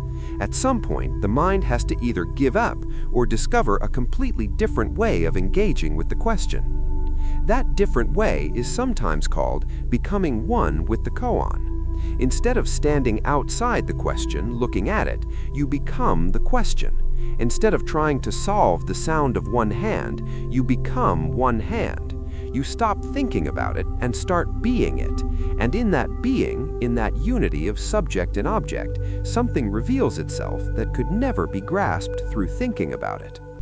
This might sound mystical or abstract, but it's actually quite practical. Think about anything you're truly skilled at. When you're doing it well, you're not thinking about it. You're not analyzing it as you do it. You've become one with the activity. A skilled musician doesn't think about each note. A skilled athlete doesn't think about each movement. They've merged with the activity so completely that there's no separation between doer and doing. The koan invites you into this same kind of merging, but with awareness itself. Not awareness of something, but just awareness. Not thinking about consciousness, but being conscious without the separation of a thinker thinking about thoughts. This is what's meant by direct experience, by non-conceptual knowing, by the sound of one hand. And when you touch this, even briefly, something shifts in how you relate to your restless mind, because you realize that the restlessness exists at the level of content, the level of thoughts and concepts and narratives. But underneath that, or beyond that, or within that, there's a dimension of pure awareness. Awareness that's not restless, that's not disturbed by the thoughts passing through it. It's like discovering the ocean underneath the waves. The waves are still there, the thoughts are still there, but you're no longer identifying solely with the waves. You've discovered your nature as the ocean itself, and from that perspective, the waves are just movements on the surface, not threats to your fundamental being. This is what Hakuin was trying to point students toward through the koan of one hand. Not a trick answer, not a clever solution, but a direct recognition of consciousness itself, of awareness before it becomes tangled up in concepts and narratives. The sound of one hand is the sound of awareness being aware, without needing any content to be aware of, without needing any problem to solve or question to answer. For the restless mind, discovering this dimension of awareness is like coming home after a long journey. The mind can finally rest, not because it's stopped thinking, but because it's discovered something more fundamental than thinking, a ground of being that's always already at peace, always already complete, always already whole. Hakuin spent his life trying to help people discover this. He was fierce with students because he cared so deeply about their liberation. He knew that gentle encouragement alone often wasn't enough to break through the mind's habitual patterns. He knew that sometimes it took a shock, a frustration, an apparent impossibility to shake the mind loose from its conviction that it could think its way to freedom. The sound of one hand is that impossible question, that unresolvable koan, that trap for the thinking mind. And it's also a doorway, an invitation, a pointing toward what's always been here but has been obscured by the constant noise of conceptual thinking. What is the sound of one hand? Don't think about it. Don't try to solve it. Just listen. Not with your ears, but with your whole being. Listen to the silence underneath the sound. Listen to the awareness in which all sounds arise and pass. Listen to the listening itself. And in that listening, perhaps you'll discover what Hakuin wanted his students to discover, that the sound of one hand is the sound of your own true nature, the sound of consciousness being conscious, the sound of awareness aware of itself, which is not really a sound at all, but a presence, a knowing, a being that was never separate from you, that you've been all along, that the restless mind was looking for in all the wrong places. This is the gift of the koan. This is what Hakuin offered. This is what the sound of one hand has to teach. Not an answer to a puzzle, but an invitation to stop puzzling and start being, to stop seeking and start recognizing what you already are, to stop running and realize you've already arrived. The one hand has been clapping all along. You just haven't been listening in the right way. But that can change right now, in this moment. All you have to do is stop trying to figure it out and start being present to what's actually here. The sound will reveal itself, not because you've achieved anything, but because you finally stopped preventing it from being heard. Is that so? The power of equanimity. There's another story about Hakuin, different from the koan of one hand, that reveals a different aspect of his teaching and his character.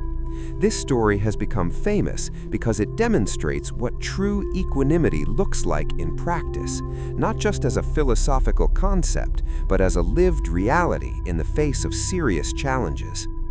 Hakuin lived near a village, and he had a reputation as a good and holy man. People respected him, brought him offerings, came to him for teaching. He lived simply in his temple, dedicated to practice and to helping others find their way. In this same village, there was a young woman, the daughter of a shopkeeper. She became pregnant, which in that time and place was a source of great shame if the woman was unmarried. Her parents were furious and demanded to know who the father was. The young woman was terrified.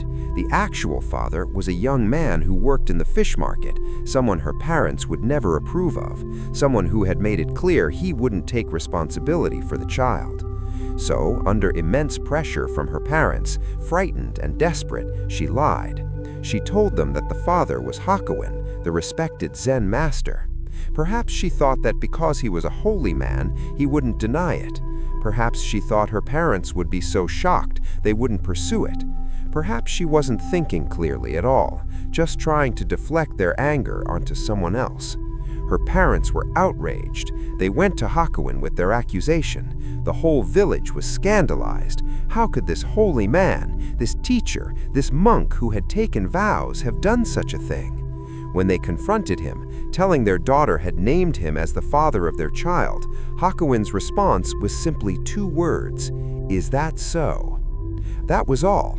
No denial, no explanation, no defense of his reputation, just, "Is that so?" He accepted what they said without protest. The villagers were shocked. His acceptance seemed like an admission of guilt. His reputation was destroyed overnight. People who had revered him now scorned him. Those who had brought him offerings stopped coming. He was reviled as a hypocrite, a false teacher, someone who had betrayed every vow he had taken. Through all this, Hakuin remained calm. He went about his daily practice. He sat in meditation. He tended his small garden. He seemed untroubled by what everyone was saying about him. When the baby was born, the young woman's parents brought the child to Hakuin. "This is your responsibility. You must take care of this child." Hakuin received the baby with the same calm acceptance. "Is that so?" he said. He took the child in and cared for it with great attention and tenderness. He had very little, but he went to his neighbors asking for milk and food for the baby. Many refused him, still angry about what they believed he had done, but some took pity on the infant and gave what they could. Hakuin cared for the child day and night, getting up when the baby cried, feeding it, changing it, doing all the work of an infant's care, while still maintaining his meditation practice and his simple life. A year passed. The young woman was racked with guilt. She couldn't bear watching Hakuin suffer for something he hadn't done, couldn't bear seeing him caring for a child that wasn't his, while everyone in the village scorned him. Finally, she confessed the truth to her parents. She told them that the real father was the young man from the fish market, that she had lied about Hakuin out of fear. Her parents were horrified at what they'd done. They went immediately to Hakuin, full of apologies, explaining everything, begging his forgiveness. They told him the truth, that he wasn't the father, that their daughter had lied, that they had wronged him terribly. Hakuin listened to all of this. Then he simply said, "Is that so?" And he handed back the baby without any expression of anger or resentment. No "I told you so," no demand for an apology, no lecture about the harm they'd done to his reputation, just the same calm acceptance. Is that so? This story is a profound teaching about equanimity, about what it means to truly not be attached to reputation, to praise and blame, to the opinions of others. But it's important to understand what equanimity actually means, because it's often misunderstood. Equanimity doesn't mean not caring. It doesn't mean being cold or indifferent or disconnected from life. Hakuin clearly cared about the baby. He took excellent care of it, went to great lengths to provide for it. Equanimity isn't about not feeling or not being affected by events. It's about not being thrown off center by them, not losing your fundamental stability in the face of life's ups and downs.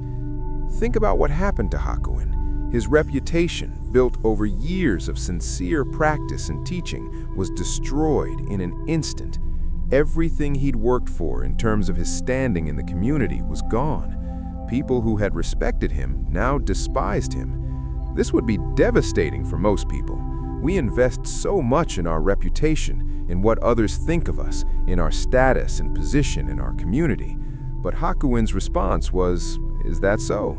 Not denial, not defense, not explanation, just a simple acknowledgement of what was being said, without resistance, without grasping for a different reality. When they brought him the baby, again, "Is that so?" He didn't protest that it wasn't fair, didn't argue about his innocence, didn't refuse the responsibility. He simply accepted what was happening and responded appropriately by taking care of the child. For a full year, he lived with this situation, a year of being scorned by the community, a year of having to beg for milk for the baby from people who thought he was a hypocrite, a year of sleepless nights caring for an infant, a year of his life's work seemingly in ruins. And through it all, he maintained his practice, his composure, his fundamental stability. This is extraordinary when you really think about it. Most of us can't go a day without being disturbed by much smaller things. Someone criticizes us and we're defensive or hurt for hours. Someone praises us and we're inflated, walking on air. Our sense of self, our peace of mind, goes up and down based on external circumstances, on what others think and say, on whether things are going the way we want them to or not. Hakuin showed a different possibility, remaining fundamentally steady regardless of whether the winds of life are blowing favorably or unfavorably. Not by suppressing his responses, not by pretending he didn't care, but by having a center of gravity that wasn't dependent on external validation or circumstances. When the truth came out and the parents came back with their apologies, notice that Hakuin's response was exactly the same. Is that so? His equanimity wasn't disturbed by the false accusation, and it wasn't disturbed by the vindication either. He didn't suddenly become righteous or triumphant. He didn't berate them for what they'd put him through. He simply accepted this new development the same way he'd accepted the previous one. This is the real test of equanimity, not just remaining stable in adversity, but remaining stable when things turn in your favor too. Most people think they want equanimity so they can handle the hard times better. But true equanimity means not being thrown off center by good fortune any more than by bad fortune. It means not inflating when praised any more than deflating when criticized. For the restless mind, this teaching is crucial. Much of our mental restlessness comes from being thrown around by circumstances, by the mind's reaction to what's happening or what might happen. Something good happens, and the mind gets excited, starts planning how to hold on to this good thing, worries about losing it. Something bad happens, and the mind gets agitated, starts strategizing how to fix it, replays what went wrong, imagines how to prevent similar things in the future. All of this creates turbulence. The mind is constantly reacting, constantly being pulled in different directions by circumstances, constantly trying to grasp at pleasant experiences and push away unpleasant ones. This constant grasping and pushing is exhausting. It's like being in a small boat on a stormy sea, thrown up and down by every wave, with no stability, no ground, no center. Equanimity is like being a mountain while the weather changes around you. Storms come and the mountain doesn't try to push them away. Sunshine comes and the mountain doesn't try to hold on to it. The mountain just is, stable and grounded, while all kinds of conditions arise and pass around and through it. How do you develop this quality? How do you cultivate equanimity when your natural response is to be thrown around by circumstances? This is where Hakuin's "Is That So?" becomes a practical teaching tool, not just an inspiring story. Is that so is a way of meeting experience without immediately adding your reaction to it. Something happens. Let's say someone criticizes you. The immediate mental habit is to react, defend yourself, feel hurt, create a story about why they're wrong or why you're misunderstood. But what if instead you could pause and simply acknowledge, is that so? They've criticized me. This is what's happening right now. Not agreeing with the criticism, not denying it, just acknowledging it without the usual rush of reaction. This creates a tiny space between the event and your response. And in that space, you have a choice about how to respond, rather than just automatically reacting from conditioning. Maybe the criticism has some validity and you can learn from it. Maybe it doesn't and you can let it go. But either way, you're responding from a place of stability rather than reacting from a place of being thrown off center. Try this as a practice. For the next day, whenever something happens that usually triggers a reaction in you, good or bad, pause for a moment and say to yourself internally, is that so? Just acknowledge what's happening without immediately judging it, fixing it, celebrating it, or worrying about it. Just, is that so? And see what happens in that moment of acknowledgement.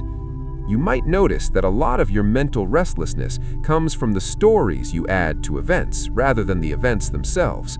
Something happens, that's one thing, but then you add interpretation, meaning, projection into the future, memories from the past, and suddenly this one thing has become a whole complex of mental activity, all of it creating more restlessness. Is that so? Short-circuits this process. It acknowledges what is without immediately building a structure of thought and story around it. It's a way of staying present with bare experience before the mind's elaboration machine gets going. Hakuin could do this because he wasn't invested in a particular story about himself. He wasn't attached to being seen as a good monk, a respected teacher, a holy man. These were roles he played, positions he held, but they weren't who he fundamentally was. So when those things were taken away, when his reputation was destroyed, it didn't destroy his sense of self. He remained who he was, someone dedicated to practice, someone committed to responding appropriately to whatever life presented. This points to something important about identity. Much of our mental restlessness comes from defending and maintaining a particular idea of who we are. We've constructed a self-image. I'm a good person, I'm intelligent, I'm creative, I'm spiritual, whatever it might be. And then we spend enormous energy trying to protect and validate that self-image. When something happens that threatens our self-image, we become agitated. If I think of myself as a good person and someone suggests I did something wrong, I immediately feel threatened. I need to defend my self-image, prove that I am still good, either by denying what I did or by explaining why it was justified. All of this creates mental activity, restlessness, suffering. But what if, like Hakuin, you weren't so invested in maintaining a particular self-image? What if you could let accusations come without needing to defend yourself? Let praise come without needing to inflate yourself? Let circumstances change without needing to protect your idea of who you are? This doesn't mean becoming a doormat, accepting abuse, or never standing up for yourself. Hakuin took care of the baby, even though it wasn't his responsibility. That was an appropriate response to the situation. What he didn't do was add a lot of mental suffering on top of the situation by resenting it, fighting against it, or trying to convince everyone of his innocence. There's a subtle but important distinction here: responding to situations appropriately versus reacting with mental and emotional turbulence. Hakyuan responded appropriately at every stage. When accused, he didn't protest uselessly, they had already made up their minds. When given the baby, he didn't refuse, an innocent child needed care. When vindicated, he didn't gloat, what purpose would that serve? Each response was appropriate to the actual situation, not to his ego's need to defend itself. This is wisdom in action. It's equanimity not as passive acceptance of everything, but as clear-eyed response to what actually is, without the additional layer of ego-driven reaction. For the restless mind, learning this distinction is transformative. How much of your mental activity is actually useful response to situations, and how much is ego-driven reaction? How much of your thinking is actually solving problems, and how much is defending your self-image, replaying past hurts, imagining future disasters? If you're honest, you'll probably find that most of your mental restlessness falls into the second category. It's not useful, it's not solving anything, it's just the mind spinning in reaction to threats to the ego, real or imagined. Equanimity offers a way out of this, not by suppressing the reactions, but by not identifying with them so completely. You can notice, there's defensiveness arising. You don't have to act on it. There's anxiety about what might happen. You don't have to follow it down the rabbit hole of worry. There's pride at being praised. You don't have to inflate around it. All of these reactions are just weather patterns in consciousness. They arise based on conditions, and they'll pass when conditions change. But you, like the mountain, like Hakyuan, can remain stable while they move through. This stability doesn't come from control. It comes from not being caught by the movements of mind. Hakyuan wasn't controlling his emotions or suppressing his responses. He was simply not identified with the drama. He could care for the baby with genuine tenderness without being caught in the story of poor me falsely accused. He could receive the apology without being caught in the story of, see, I was right all along. Each moment was complete in itself. Each response was appropriate to what was actually needed, not to ego's need to validation or revenge or recognition. There's a beautiful quality to this way of being. It's not cold or mechanical. If anything, it's more fully human because it's not constrained by the ego's endless need to protect itself. Hakyuan could be genuinely kind to the people who had wronged him because he wasn't carrying resentment. He could care for the baby with full attention because he wasn't distracted by internal complaints about unfairness. This is the freedom that equanimity offers, freedom from the tyranny of circumstances, from being jerked around by what happens or doesn't happen, from needing life to go a certain way in order to be at peace. Think about how much energy you spend trying to control circumstances so you can feel okay, trying to make sure people like you, trying to avoid criticism, trying to make things turn out the way you want. It's exhausting, and it doesn't work very well anyway, because you can't control most of what happens in life. But what if you didn't need to control circumstances in order to be okay? What if you could be fundamentally stable, regardless of whether things go well or badly? This is what Hakyuan demonstrated. His peace didn't depend on being respected or having his reputation intact. It didn't depend on being vindicated or proven right. It was there whether he was being honored or scorned, whether he was caring for someone else's child or being apologized to. This is the equanimity the restless mind needs to discover. Not peace dependent on circumstances being just right, but peace that's stable regardless of circumstances. Not calm that requires everything to be calm around you, but calm that can exist even in the middle of storms. How do you cultivate this? Partly through practice, through meditation, through watching the mind, through seeing how it gets caught and learning to not identify with its movements, but also through situations like what Hakyuan faced. Life will give you plenty of opportunities to practice equanimity. Things won't go your way. People will misunderstand you. You'll be criticized, sometimes fairly, sometimes unfairly. You'll face loss and disappointment and challenge. These aren't obstacles to equanimity, they're the training ground for it. Each time you can meet something difficult without being completely thrown off center, you're strengthening equanimity. Each time you can say, "Is that so?" and genuinely mean it, acknowledging what is without immediate reaction, you're developing this capacity. It won't happen all at once. You'll get knocked off center many times, but gradually, with practice, the center becomes more stable. The mountain of your being becomes more solid, even while the weather continues to change around it. Hakuin's story has a beautiful ending that's often overlooked. After he gave the baby back, what happened to his reputation? It was restored. People realized he'd been falsely accused. They came back to him with even more respect than before because they'd seen how he'd handled the situation. His teaching became even more powerful because people had witnessed his equanimity in action. But notice, this restoration of his reputation wasn't Hakuin's goal. He didn't endure the year of disgrace in order to be vindicated later. He simply lived through each moment as it came, responding appropriately, not grasping at a different reality.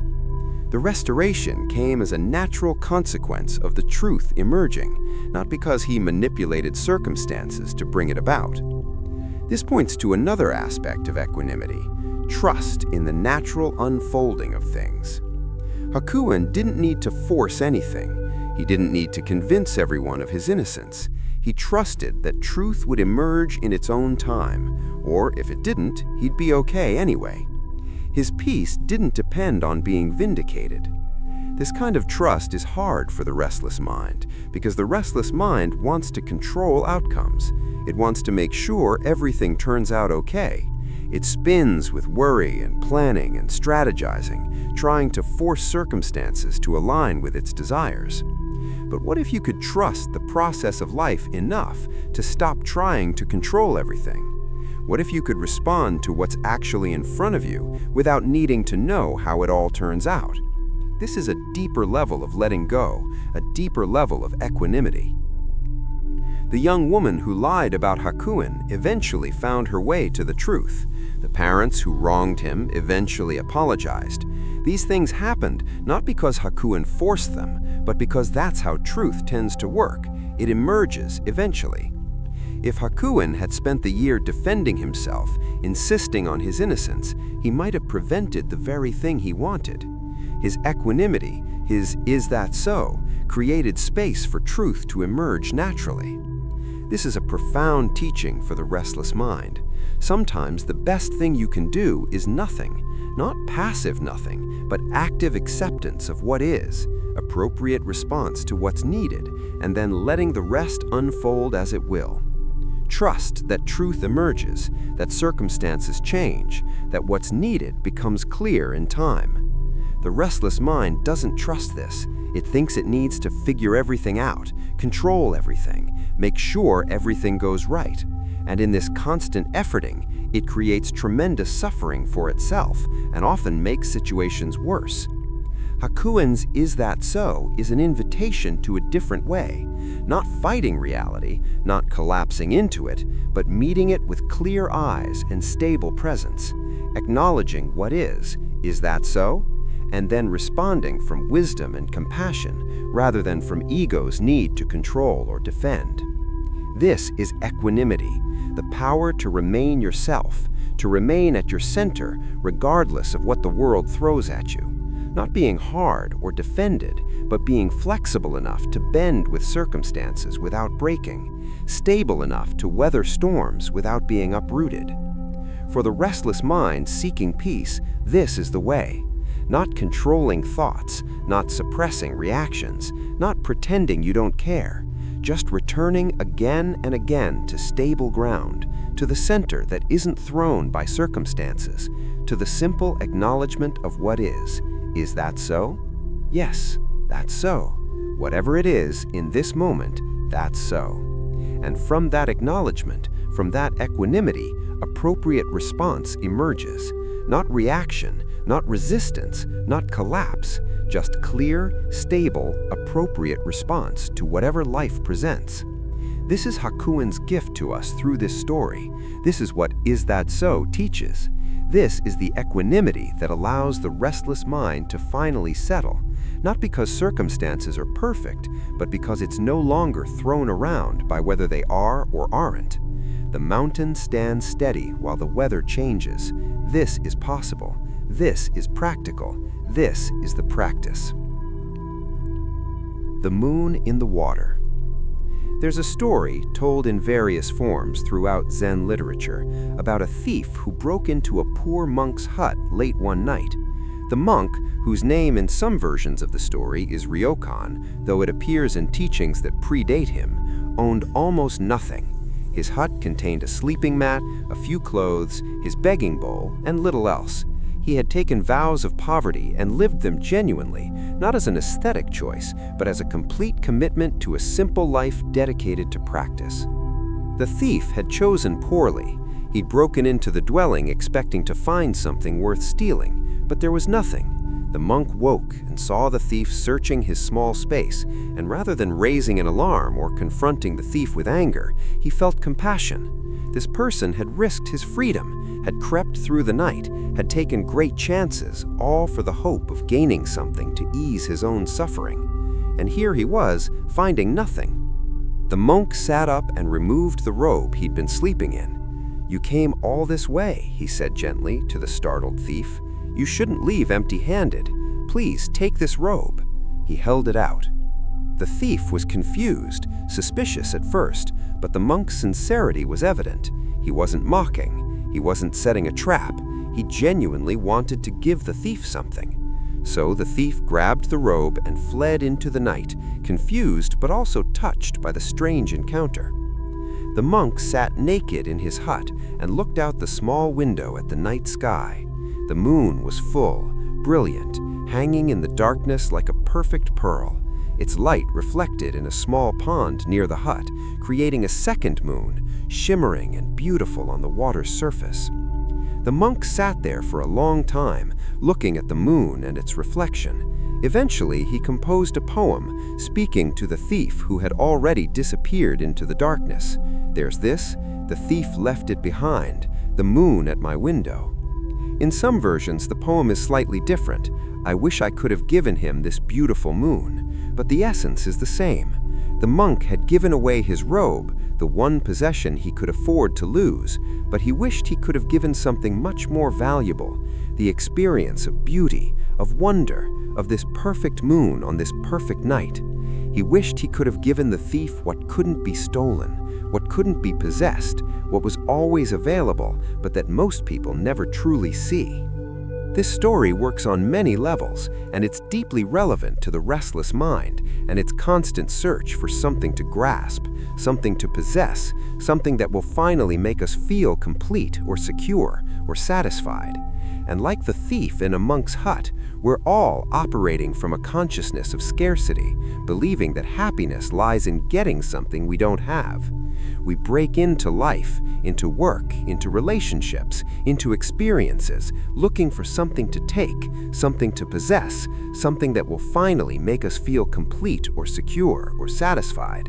And like the thief in the monk's hut, we're often finding that what we manage to grasp doesn't satisfy for long, doesn't really address the deeper emptiness we're trying to fill. The restless mind is constantly in this mode of seeking and grasping. It reaches for thoughts like the thief reaching for possessions, trying to find one that will finally bring peace or resolution.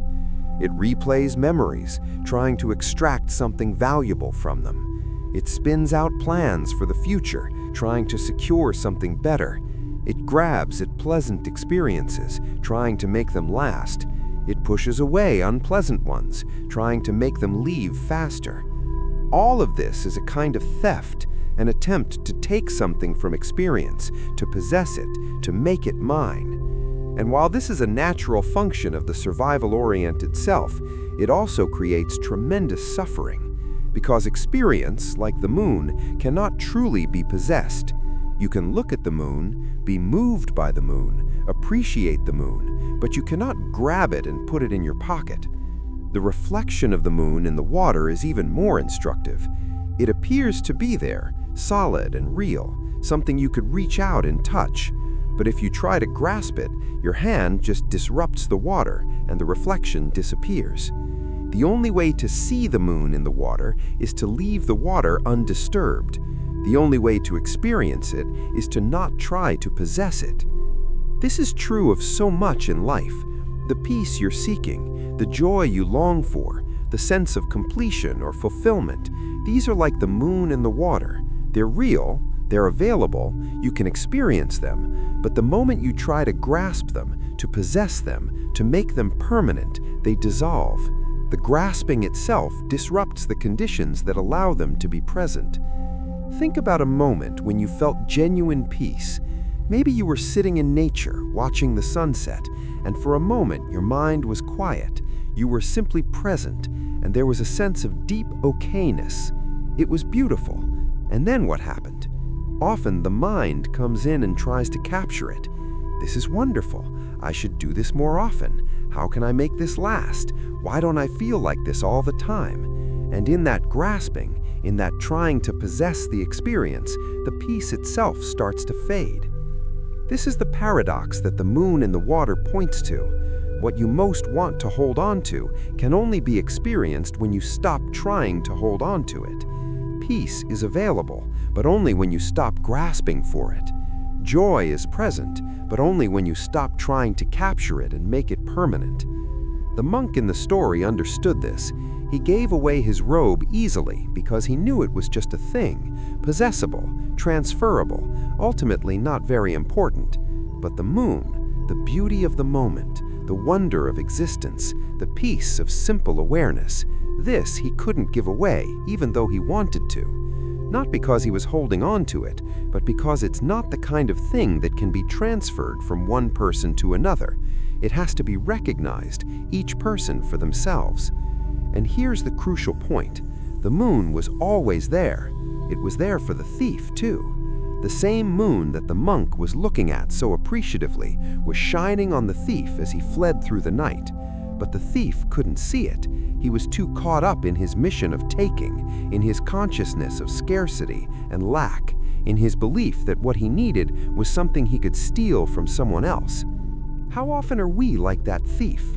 How often is the restless mind so busy seeking, grasping, trying to acquire something that it misses what's already present? The peace you're looking for, the completeness you're seeking, it's not something you need to steal or earn or achieve. It's like the moon, always already present, always already complete, just waiting to be noticed. But you can't notice it while you're in grasping mode. You can't see the moon while you're desperately trying to steal a robe. Your attention is elsewhere, focused on acquisition, on getting something you don't have. And so the very thing you most deeply long for, not the temporary satisfaction of getting something, but the deeper peace of completeness, remains unseen, even though it's right there.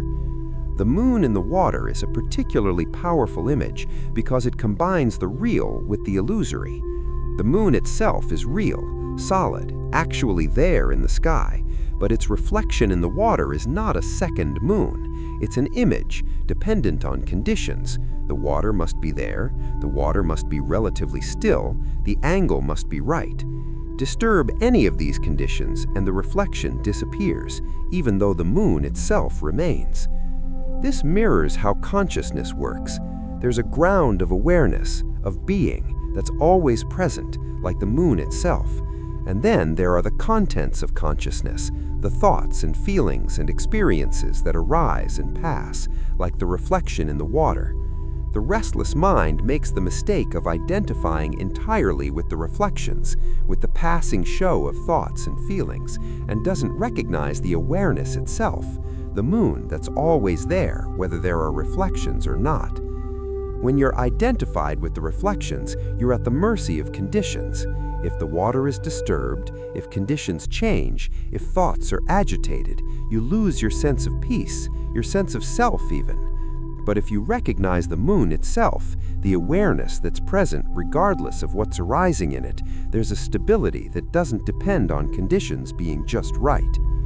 The restless mind is restless partly because it's identified with the reflections, with the passing show of thoughts and feelings, and doesn't know about the moon, doesn't know about the awareness that contains it all without being disturbed by it.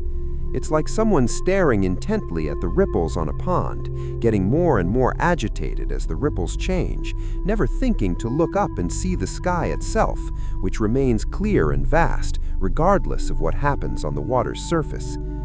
Zen practice is often about this shift in identification, this recognition of what you are more fundamentally than the passing contents of mind. You're not just your thoughts, not just your feelings, not just your experiences. These are like the reflections in the water, real enough in their way, arising based on conditions, but not solid, not possessible, not permanent. Who you are more fundamentally is like the moon itself, awareness, presence, the capacity to know, to experience, to be conscious. This doesn't come and go. It's not disturbed when thoughts are agitated. It's not enhanced when thoughts are peaceful. It simply is, the unchanging ground in which all experience arises and passes. When the monk looked at the moon and wished he could give it to the thief, he was pointing to this recognition. He wanted the thief to experience what cannot be stolen because it's not separate from the one experiencing it. He wanted the thief to recognize his own nature as the awareness in which all experience arises, the spacious presence that doesn't need to grasp at anything because it's already complete. But you can't give this to someone. They have to recognize it themselves. All the monk could do was be an example of someone living from that recognition, someone who could give away even his robe because he knew his true wealth wasn't in possessions, but in the simple capacity to be present, to appreciate, to experience the beauty of a moonlit night, even while sitting naked in an empty hut. This is what the restless mind needs to discover, not how to acquire peace as a possession, but how to recognize the peace that's already present when you stop trying to acquire anything. Not how to make the mind calm through effort and control, but how to recognize the awareness that's already calm, that contains the agitated mind without being agitated itself.